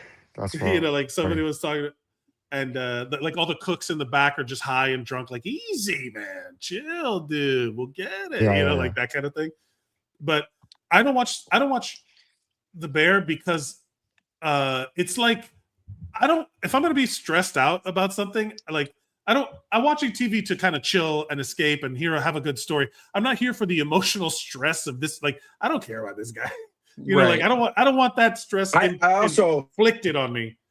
I've only seen that show in clips, but what really bothers me about the clips that I've seen, I don't want to say what really bothers me, is that for some reason this show is classified as a comedy when it comes to award season. I'm like, this. Oh yeah. From the clips that I've seen, I have yet to see a funny clip. I have yet to see. I've seen a lot of clips from The Bear. Again, they're just clips. They're out of context. I get it, but not one of them is fucking funny. And I'm like, why is this a comedy? Why is it classified as a comedy? Let's go over before we dismount. Let's go over the final rankings of 1986 movies. Do you have Valdes? Right. What's your? So Valdes has from going from 1 to 7. Valdes has Top Gun, Three Amigos, Stand By Me, Big Trouble in Little China, Karate Kid 2, Platoon, and Short Circuit. I have Top Gun number 1, Karate Kid 2. Right. So number 1, Top Gun. Number 2, Karate Kid 2. Number 3, Three Amigos, which, that fits. Oh, yeah. Okay. Number 1, Top Gun. Number 2, Karate Kid 2. Number 3, Three Amigos. Number 4, Big Trouble in Little China. 5, Short Circuit. Johnny 5. I just made that connection. Platoon, number 6. And number 7, Stand By Me. Unfortunately, just a DNF. You just made the connection now? I just did. I didn't realize I did. I just picked it based on where it is in the list, but I'm like Johnny 5 alive, and I put it at number 5. I literally said, "Oh, you got a 5, yeah, Johnny 5." Yeah. I didn't hear, And then the Three Amigos is in 3, and the Karate Kid 2 is in 2. I mean, come on, this is meant to be. I'm okay with my ranking. And Top Gun is at the top of the list. Top Gun is at the top of the list. Top Gun at the top. You're going to Miramar. You'll be lucky to fly a cargo plane full of rubber dog shit out of Hong Kong. By the way, Merc, this is killing me. I need to tell you because my autism won't let me live it down. Because of whatever it is that you're wearing, you look exactly like Kevin James in the movie Becky. Have you seen that movie? Kevin James in the movie Becky. Look at that. Look at that's look a at good one. Yeah. look at a picture of Yeah, him yeah. and just tell me that I'm wrong, because it's No, like yeah, crazy. yeah. It's a compliment, by the way. Like, I think Kevin James is a handsome fella. it's a compliment. It's a compliment. He looks like a yeah. badass in that movie. He looks like a Yeah, badass in that movie. He plays a pretty Not- scary character in that movie. Not wrong. Yeah. Not wrong. Yeah. Oh, it's you know wild. what I was wearing? I went to a barbecue. It was Memorial Day weekend. Of course, you go on a barbecue to celebrate dead soldiers eating burnt meat. I went to a barbecue wearing like a floral shirt and shorts, and I people were like, "Oh my god!" And I was like, "Yeah, I feel like I look like Vacation Kratos." That's like, funny. Like That's Kratos very funny. on his 2 weeks where he's not God killing. He's Yeah. like, "I'm just trying to relax, just chill." Yeah, So funny. But- Kratos goes Hawaiian. Kratos Don't- goes Hawaiian is good, but this don't- is a good one. Not a Don't burn bad the meat look. like my family was burned. Yeah. Napalm destroyed my family, but these burgers are cooked just right. Yeah. Just Man, I'm going to hell for that one. Let's say we get to Are we gonna do? I was movies making you're a afraid to God hate? of War joke, by the way. The Oh, joke I made was a God of War joke. That just wanted to make sure, because you said Vacation Kratos, and you guys I literally just made that connection. That when you I said made a your thing, I was Memorial like, Day joke. yeah, I was like, I don't think that's a name. I was like, I don't think napalm existed in the God of War thing. And I wait, what? No? Yeah. So there you go. So movies do we each have one that we're afraid to like? Nery, that you want to talk?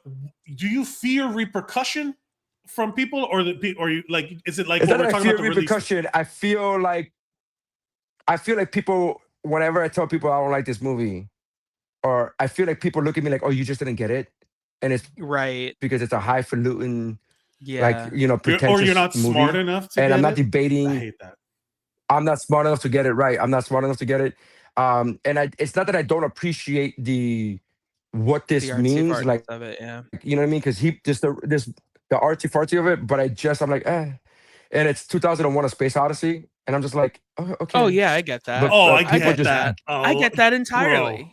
Yeah. I think Yeah, that people just 90 I jerk think this that movie off, and I'm just 95% like, of the okay, cool. I think that 95% of the people that like that movie are pretending like they know what's going on. I really do. And this is coming from somebody who's seen it and likes it. Like I genuinely it's good, but it's not like. So I mean, I understand what. Well, that's how I feel about it. I feel like it's good. I feel like it's fine. I feel like it's good. Yeah. I like the social commentary about it because there's been many course. things said about it, and the breakdown of it, and the mankind, and the next evolution is going to be whatever. I get it. I understand it. I'm not like, what does that mean? Why did they have a baby at the end? I get it. Right. I just don't think it's the greatest end, thing. I'm yeah. like, okay, it's fine. It's just fine. Yeah. It's also like Kubrick. Here's the thing about movies of auteur. There's a lot of them. Patton Oswalt has an amazing bit on it where he talks about how men are every movie you've loved in the last 40, 50 years was directed by a man but edited by a woman. Yeah. And whenever you get like the Kubrick kind of thing where he's like, I'm gonna shoot everything, and he talks about how he's like just jizzing film. I shot ropes and feet of film. That doesn't necessarily make something good. I will say this: 2001, it is a very visually stunning movie when it gets to the space stuff.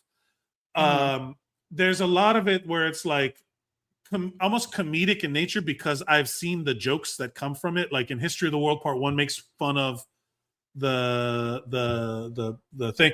Even Barbie made fun of it. The age stuff. Yeah. So the joke, that part of it is whatever. The space stuff was pretty amazing when you think of the music and the tones and all this the vibe. Is great.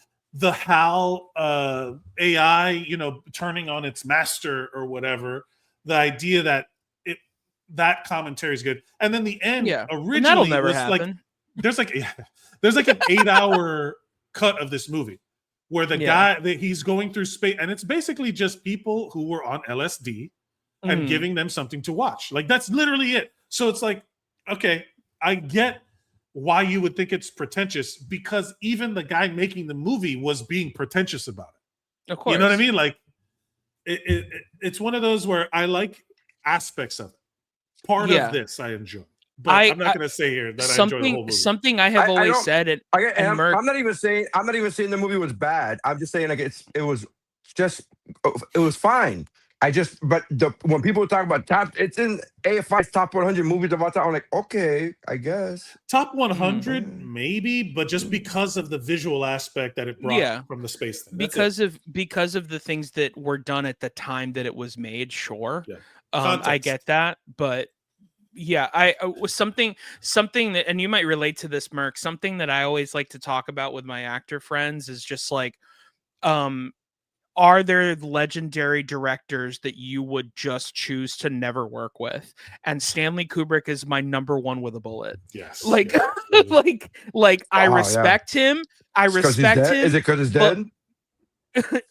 Well, even in his prime, because he was shot with a bullet. Yeah. But the idea that he is okay. A rumor being what it is. Again, we all get these apocryphal stories about how he would do like 100 something takes.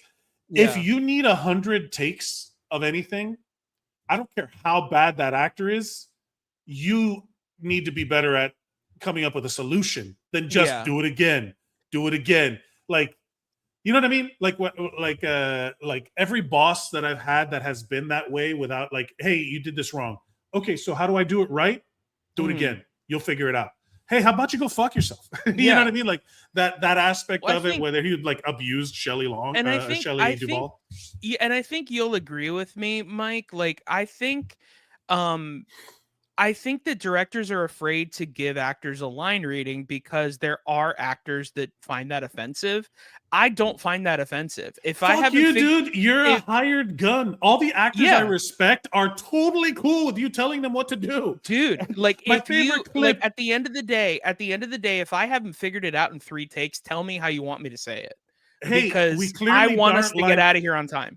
Exactly. I'm not here to waste anybody's time. Yeah. If you want me to say it as a question at the end and I'm not doing that, hey, say it as a question at the end. Exactly.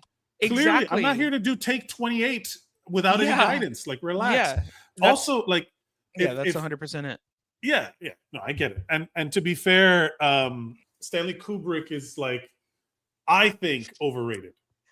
I don't think he's as great as everybody says he is or whatever. When you you talked about the AFI Top 100. The AFI is all movies. Mm-hmm. If you're taking into account all movies, you're no longer giving them context. Like Citizen Kane #1, okay, great.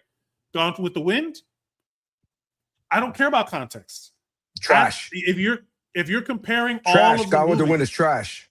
That's one that I'm not afraid to admit that I think is I don't think it's so no, culturally relevant. All 10. I said it all 10. Gone with the Wind is fucking trash. I would not watch that movie. Yeah. There's a high dollar amount for me to have to rewatch that movie. It's a high dollar amount. Some fuck you money. I'm not gonna say that there's no money. I'm just gonna say it's a high amount. It's a high amount. It's just a giant bowl of who cares, man. Like, I just think that movie is very like, all right, man, cool. Like, I mean, the coolest thing about that movie is that it's the first movie that ever had a swear word in it. Like, that's the coolest thing about that movie. It's the frankly, my dear, I don't give a fuck or whatever. I don't give Damn. It's damn. Frankly, my dear, I don't give a. No, I know. I'm making a joke. Gone with the Wind. The whole would have been better if it was fuck. I'll be honest. Wouldn't it be great if the first curse word on cinema was something so crazy? Is like, frankly, you cunt. I don't care. Like, oh my god, sweet Jesus! Whoa. That's why I find it even funnier that it would be frankly, my dear, I don't give a fuck, because it's like, why? Yeah, it's so much more harsh. Valdes, what's your cut? What's the movie that you're afraid to admit you hate because you're afraid to hate on? Dude, it's so funny because I had this conversation with Nery a while back, and we talked about it. He's like, Valdes, have you ever walked out of a movie? And I was like, I don't think so. Except if one was a movie famously was a movie called The Rum Diaries with Johnny Depp, which was the movie where he fell in love with Amber Heard, and that worked out. But but anyway, the movie that I remembered where I was like, oh, this movie, I hate this movie, and I don't know why everybody likes it. Like critics like it, people like it. I just don't get it, and that's the Avatar franchise. I just don't get it. But do you feel like here's the thing. The topic of this is that you feel like there will be repercussions in some, like people will be like, sure, and like they'll get mad at you. I don't know anybody going to bat for the Avatar movies. Dude, there's a lot of film people. I like the Avatar movie, bro. I've only seen part one. I've only seen part one. I haven't seen the other two because I don't have 3 months to watch the other movies. Yeah, fair enough. I like Avatar. Avatar's fucking dope. Avatar's dope as shit, you know? Yeah, but I don't think it's a rare thought. Unobtainium is like the best writing in cinema, by the way. Unobtainium. It's a rare substance. Great. How rare? You can't obtain it. You cannot obtain it. I don't think that there's a way to, but what I'm getting at is I don't think that you would get, I don't think there's any world where if you said, oh, I hate the Avatar series, and people wouldn't be like, yeah, all right. You know what I mean? Like there's, what I'm saying is like, if you told me, if like somebody was like, oh, Jurassic Park is overrated, I'd be like, hey, fuck you.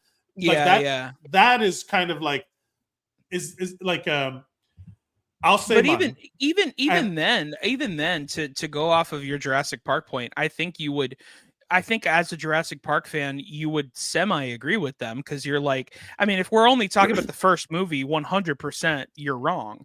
But if you're talking about the franchise, yeah, you're right. Like it is a little overrated, you know. Well, we're talking about a movie, like a specific. We're talking about the first movie. No, if somebody says that, they're wrong. But but that's the only movie that counts in the Jurassic Park franchise because everything else is about is a cash. No, because it's a cat. Look, we could talk about my anti-capital. Let me get man. We'll talk about capitalism. Yeah. But the point of look, mine is The Godfather. Oh yeah, I agree with that. The Godfather, I think, is overrated, but also and that one. So there's a couple different ones. So hold on, I'm using The Godfather as an example. But there are people I don't like. I can't watch The Godfather. It drives me crazy, and I don't think it's because of the movie. I just think it's because of the time when it came out. The pacing was like it's hard for me to watch that movie now with my attention span now. Right. I mean, ultimately, you can't watch a movie like Jaws now because if you watch a movie with a shark in it and the shark isn't in it in the first 3 minutes, what are you doing? Like Surf Dracula. No. Yeah. But I'm talking about like so that's a little me. It's a little the movie. It's like the handshake between me and the movie doesn't work out. The one that I get a lot of crap for because and I don't think I've said this on the podcast. I've mentioned it just recently because as a complete movie, the whole picture, I think The Dark Knight is overrated as a whole movie. Not the Heath Ledger parts. Oh yeah, and not but the Dark Knight. People, I said, the Dark Knight's overrated. Some people were ready to like they were like, what? Heath Ledger's performance? I'm like, hey, yes, correct. But it doesn't stick the landing. You're right. It doesn't stick the landing. You're right. It's not a good movie. It is a brilliant performance in a movie that should have just been that. But they had to add all this other shit and blah, blah, blah. Who gives a fuck about Harvey Dent? I don't care. Like, all of that to say, they threw a bunch of shit. I don't know what Chris Nolan's notes were, if he had to do something for but I don't see how that is the way that they wanted to do it.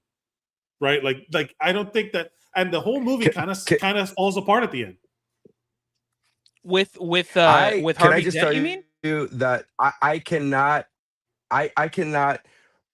So the movie I've never been the biggest fan of. I didn't hate it, but I never been the biggest fan of the movie because I always thought the movie was overrated and just in general overrated. I will never say a bad movie, but I think it's overrated. But I can no longer even take that movie any kind of serious because it's been pointed out by the internet of the way Harvey Dent didn't realize there was a Joker until the Joker took his little surgical mask off. And it's Yeah, like, yeah. remember, like he was like, like it's like he has the face painting. He has the face paint, Yeah. but he has a surgical mask on. And the moment he takes the surgical mask on, he's like, "Wait a minute, you're the Joker!" And it's Yeah. like, "Wait, what the fuck? You couldn't tell it was the Joker because of the surgery." And that one little fucking reel or TikTok ruined their. I can never take it seriously anymore. I can't take it seriously. I can't even talk to you. You're not even a real movie to me anymore. Like people have you ruined it. said, like someone said that Interstellar is overrated, and I'm like, okay, why? Like, because that one you'd have to explain yourself, right? Like, what don't, and because in that movie, it's like there's a lot of complicated time things that if it's like, hey man, like people who hate Tenet, I'm like, it's okay if you didn't get it. Like, you're not supposed to get it, and I'm not going to say it's great, but you can't hate something because you didn't bring enough knowledge to the table, right? Like like you don't expect people to be on true. board. I disagree with that. You are bringing what they're saying, and I'm not one of these people, but I understand the logic. Like I think Interstellar is overrated because you, as a filmmaker, brought a complicated topic. He had world-class physicists on set. So you chose to talk about a complicated topic. You didn't make it clear enough for your audience. And if you didn't make it clear enough for your audience, it's a good enough reason for me, the audience, to be like, I think I don't like it. Are you making a That's on you generalization, or are you to bring talking this about a topic- specific Get a person? topic. I'm making about generalization about people because I like Interstellar. I like Interstellar. I don't love it. I think it did a good job. But I for think people to Interstellar be like, did a good job. I think Interstellar did a good job of explaining very complicated things, which Tenet did not. Right? Like I think Tenet was. Did you watch Tenet? The time travel, like the whole time going backwards thing. yeah. I think what Interstellar is so beloved is because it felt like more of a complete like picture. In the same way, like people who go back and if you watch Memento is hard to understand. But they give you a little primer at the beginning with this memory loss thing, and then eventually you're like, okay, I get it. But if you go back and watch the beginning of that movie, it is rough. Interstellar, I think, did a better job of telling a story with complex things in it because of how he presented it. And I think where Tenet failed is that it's super complex. And then they were like, oh, you get it. And people are like, no, what's to get right now? What's happening? I think I think what you're describing is you personally, Mike, understood Interstellar and you didn't understand Tenet, because somebody who did understand Tenet could make that argument too, right? Obviously, it's a very complicated topic, and if somebody says I didn't get it, it's not really their fault that they didn't get it. The filmmaker didn't make it clear enough for them. Now the question is, did the filmmaker make it clear enough for a majority of people? Because you're not gonna get everybody, yeah. Because there are stupid people on the spectrum. That's what I'm saying. Generally speaking, people love Interstellar, and people who are not necessarily science people, like people who are just like, the average Joe, I've seen a lot of love on the internet for Interstellar. Generally speaking, but you don't see that same amount of love for Tenet. I'm giving a possible example, because you don't see the same amount of love for Tenet. You know how bad Tenet was? This is a true story. Christopher Nolan posted a screenshot of when he was on Peloton. He was in a Peloton class. The Peloton teacher talked shit about Tenet, not knowing that Christopher Nolan's in the class because it's a virtual class. And so Christopher Nolan posted a story where the instructor, the Peloton instructor, was like, yeah, come on guys, let's keep it going, blah blah, we got to do better than blah. And he I don't know how it was, but I think it was she said, not like that in that Tenet movie, that movie was trash. Has anybody seen that movie? I couldn't understand that movie's stupid. And and Christopher Nolan's literally cycling, listening to somebody bash his work, which I fucking found hilarious. He's like, I'm reading. He's like, I was on my Peloton. I'm dying, and the instructor started talking about one of my films and said, "Did anybody see this? That's a couple of hours of my life I'll never get back again." Nolan said, "When the film critic Rex Reed takes a shit on your film because he doesn't ask," he says, "When film critic Rex Reed takes a shit on your film, he doesn't ask you to work out." In today's world where opinions are everywhere, there is a sort of idea that film criticism is being democratized, but I, for one, think the critical appreciation of films shouldn't be an instinct, but it should be a profession.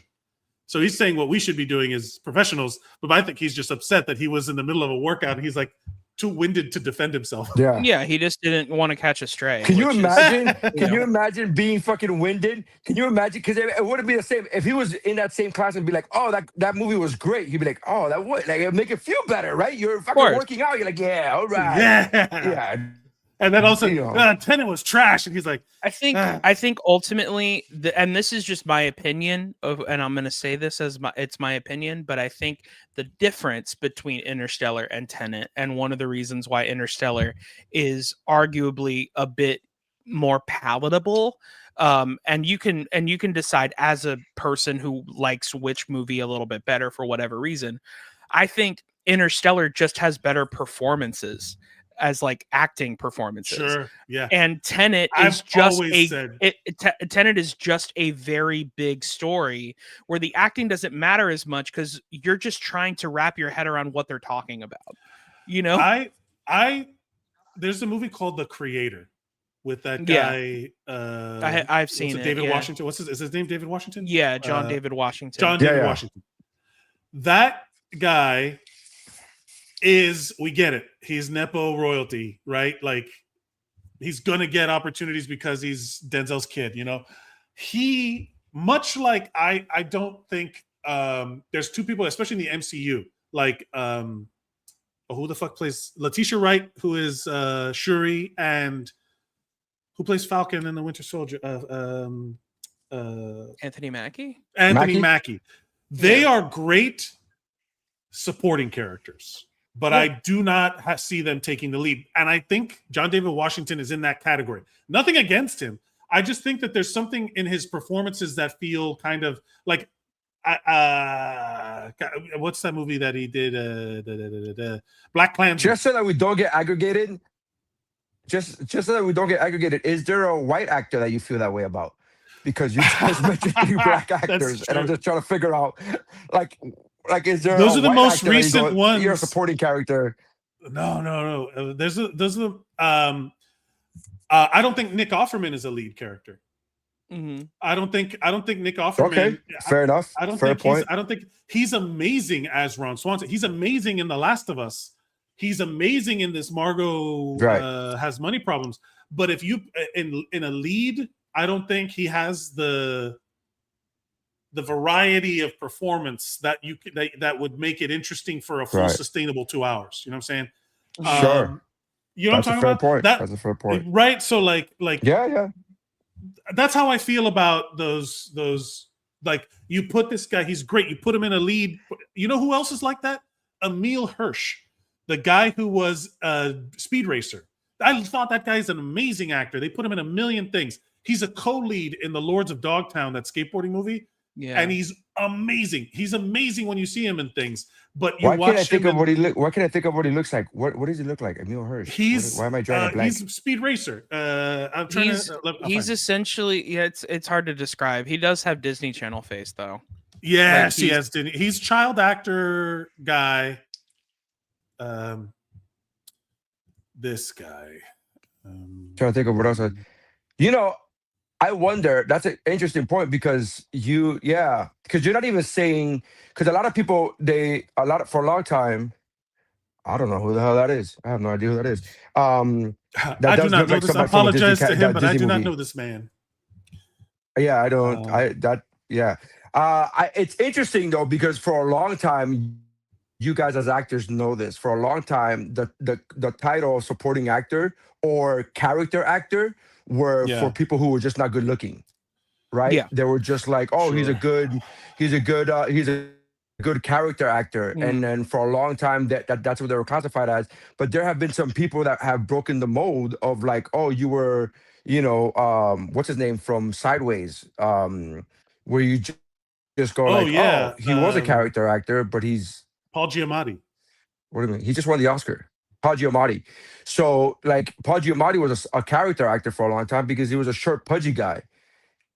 And nobody saw him as a lead actor. And it's funny because that's not what you're saying. You're saying these are good-looking people. You're mentioning good-looking people. Yeah. Yeah, you're just mentioning talent. You're just mentioning, I dig it. I dig this cop. I dig this. Yeah. Like they just don't have the they're like Yeah, the opposite of The Rock. Right. He's the dude from Girl Next Door. This guy, and he was also in Into the Wild. Oh, right. Okay, right. I could Into the Wild. I was like, I don't care enough about this dude. There's just something about you have to be able to hold presence on screen, that sort of thing. Sure. I don't know how we got into it, but the idea of now here's my question. Here's my question about the chick that plays Shuri. Is that a political thing? Because you know how she feels that she's an anti-vaxxer and blah blah blah blah. Did that play a role into it? And it's okay. It's if it hard did, by to the way. separate I'm not judging. the two. I'm asking if there's a thing. I'm being honest. It's hard to separate the two because at some point I was like, do I not like her because the anti-vax thing? As a medical professional in the middle of COVID, she comes out and she says some bullshit, or is it that she's like a bad? And I'm like, nah. And I remember watching Wakanda Forever. And I was like, oh my God, they could have literally picked anybody else in that movie, and I would have enjoyed it more. And it's hard. I can't 100% say either way, but I was just like, I thought of 9 other versions of who could have been Black Panther instead of her, and they were, in my mind, all of them made more sense. I don't get it. All of them could have been, make Angela Bassett the Black Panther, kill her at the end, and then now you have a whole bunch of children, little Black Panthers. Then they all take turns or whatever. Like, who cares? Make it M'Baku. Make it little black kids. All of this.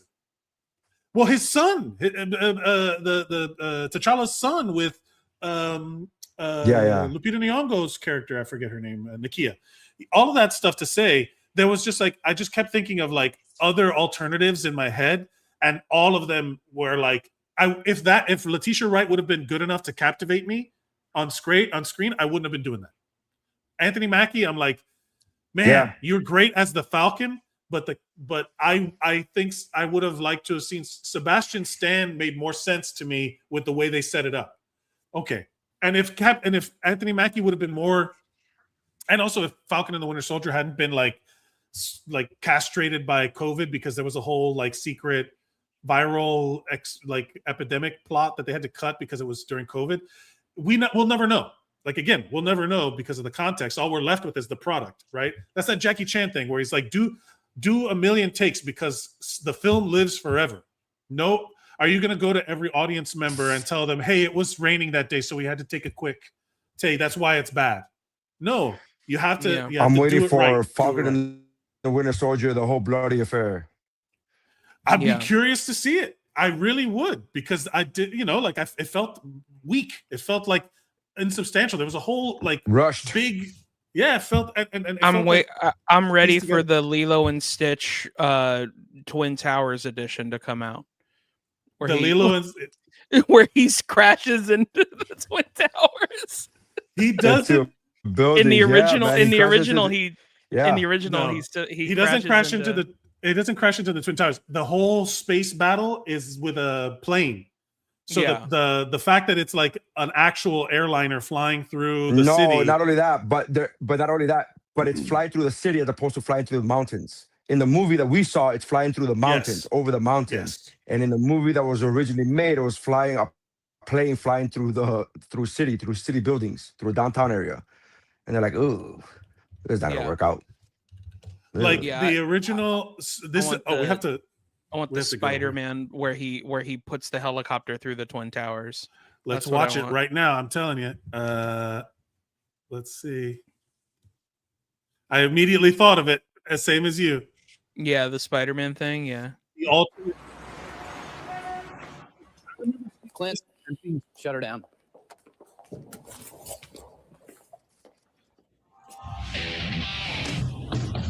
Hell yeah.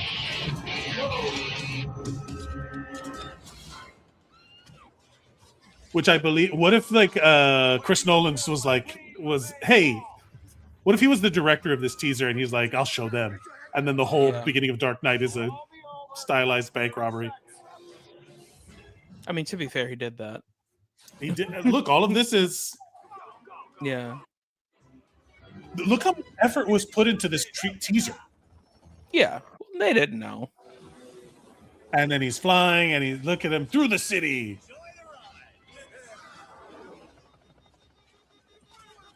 Oh no, an improperly secured bag of money.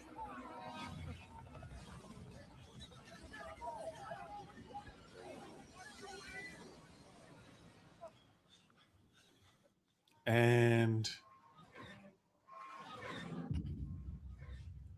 which I thoroughly enjoy that visual.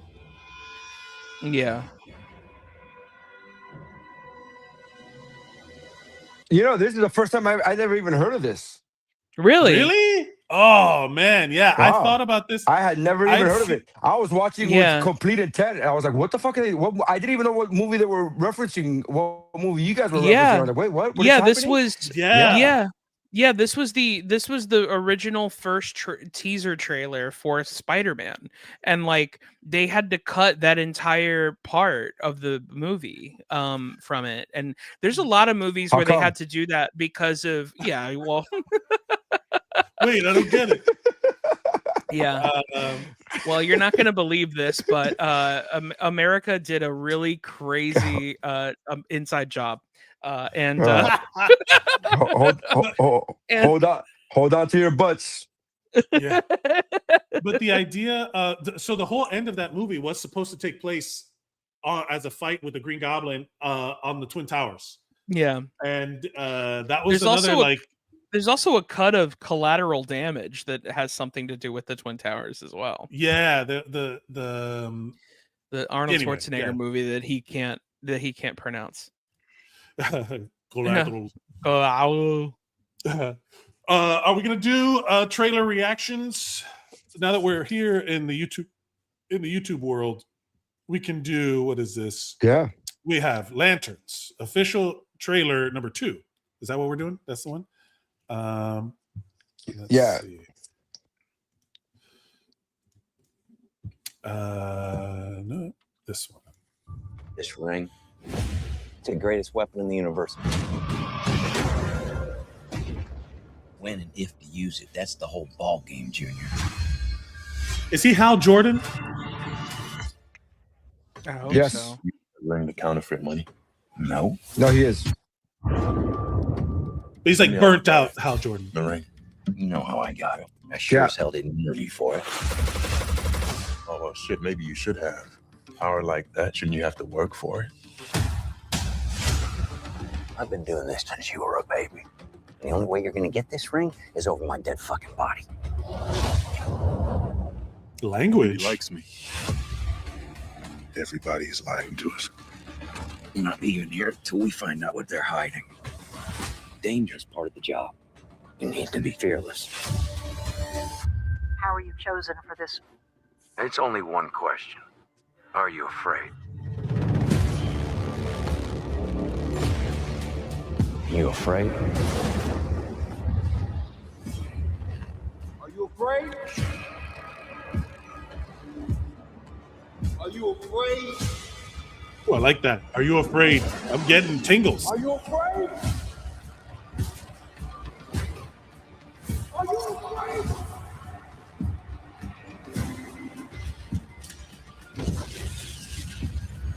I was raised fearless, and I'll do this better than he's ever done it before. Then go and get it, John Stewart.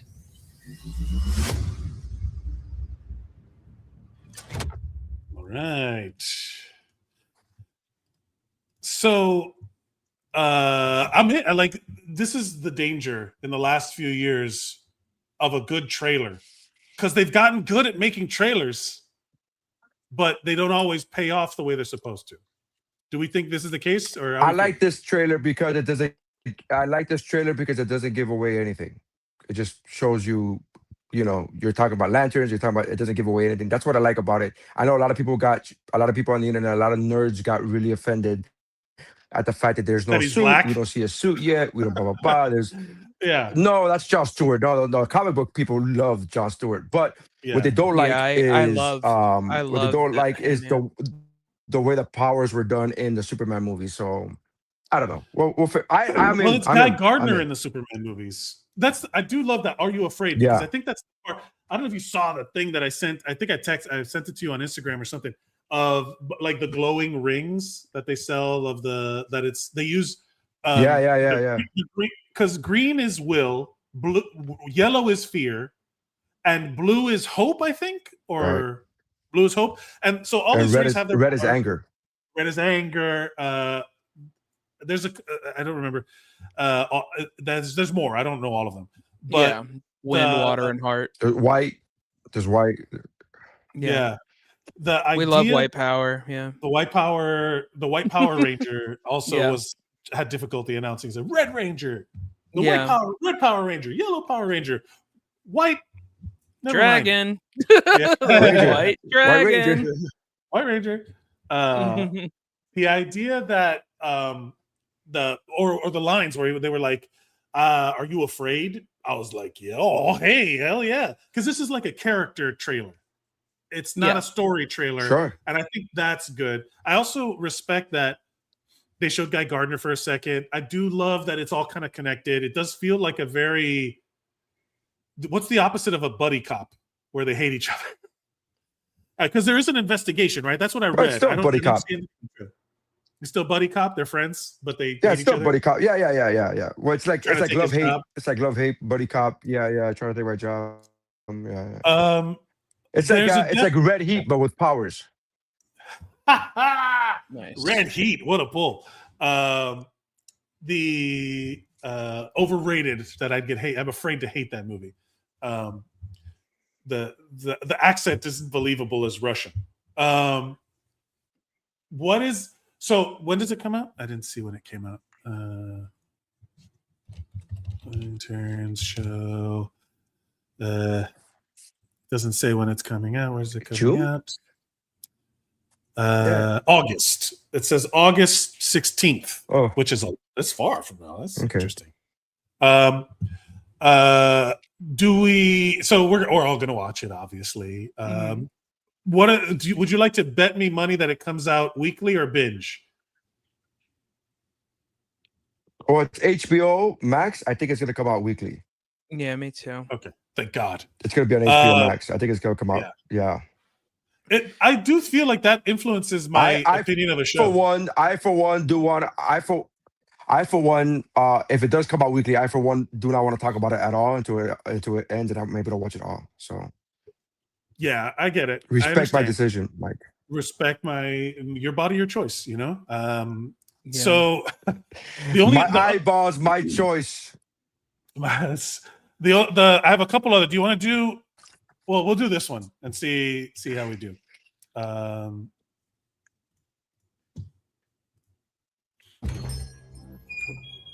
Hey, come look at this. What is?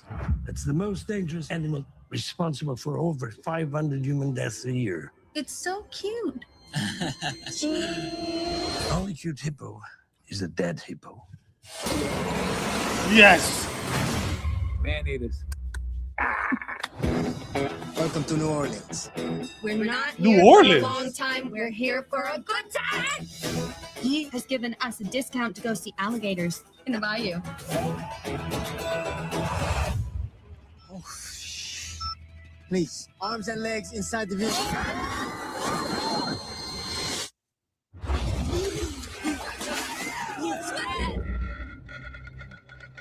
It feels inherently silly, but I love when they do something silly and make it like take it super serious. Yeah. Are we even supposed to be here right now? We're off course. You're safe as long as you stay out of the water. We're gonna get you out of here.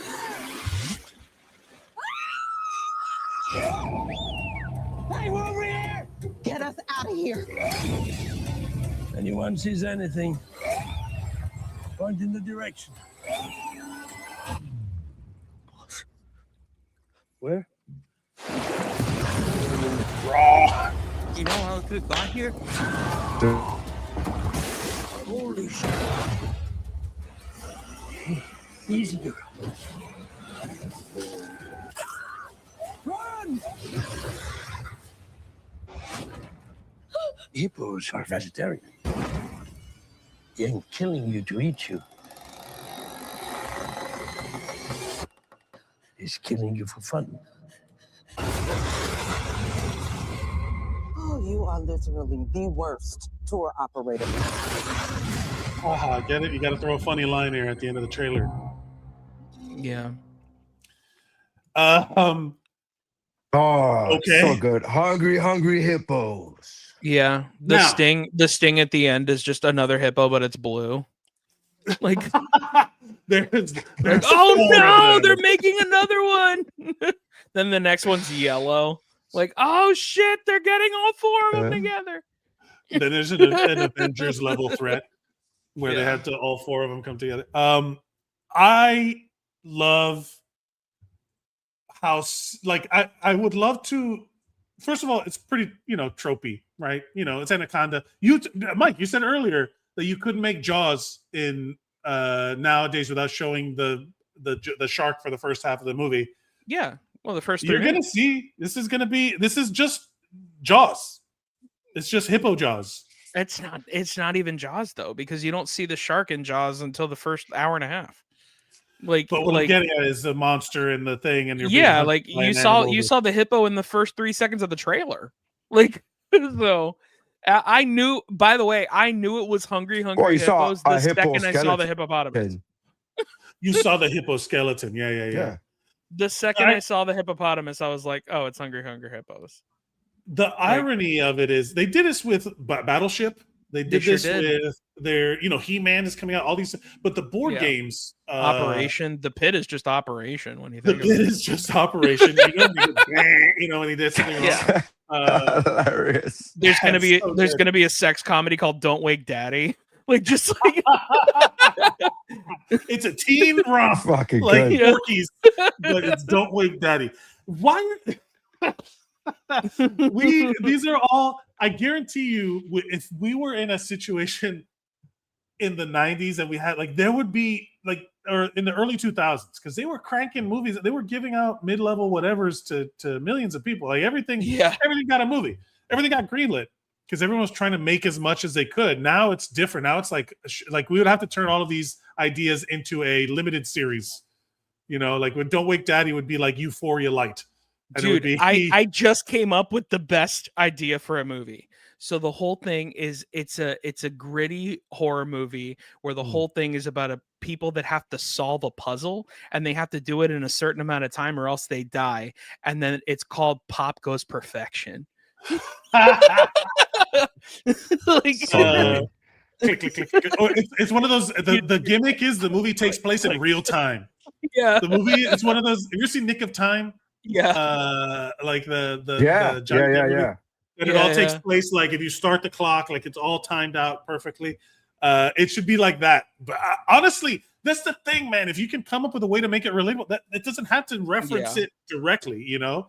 At some point, I'm down to watch Hungry Hippo, man. I'm down to watch it too. I'm probably gonna watch it. Could you imagine? It's like a guy that gets 4 people, and they're like, the only way they can get out is if they answer his questions. Trivial Pursuit. It's just dude, I could do this forever. So funny. It's like you're trapped in a bubble, like a dome, and you see a bunch of other people, and then the trailer cuts to the end. It's like, oh, they're in trouble. Yeah, dude, I can do this forever. I freaking love it. There's a million of them. There's that's basically what Squid Game was. He kills in pairs. They call him Parcheesi. Oh my god. You get sent back to the beginning. Sorry. Yeah. All right. We're giving away all of these amazing ideas. Hollywood, these are multi-millions of dollar ideas that we could easily be giving. The Parker Brothers Cinematic Universe. At least to Tubi. Oh, man. Anyway, this has been good. I will not be sponsored. Tubi hire me. I want to be sponsored. So we're not saying it in a negative. No, Tubi's fantastic. Are you kidding? I'm totally joking because I just want to work. So I want my Tubi. But yeah, man, let's get out of here. I gotta get going. So let's get this going. Thank you everybody for watching. You can follow us at all our social media profiles, which are under our names at Mike Mercadal, at Nery Saenz, at Mike Valdes, at WUBro Pod. If you have stuff you want to talk about on the podcast, send it to WUBroPod@gmail.com and we will talk about it on the air. Give us your movies that you're afraid to hate. Throw it in the comments. Give us your reactions to Lanterns and Hungry Hippos. And I think that's it. That's how winning is done.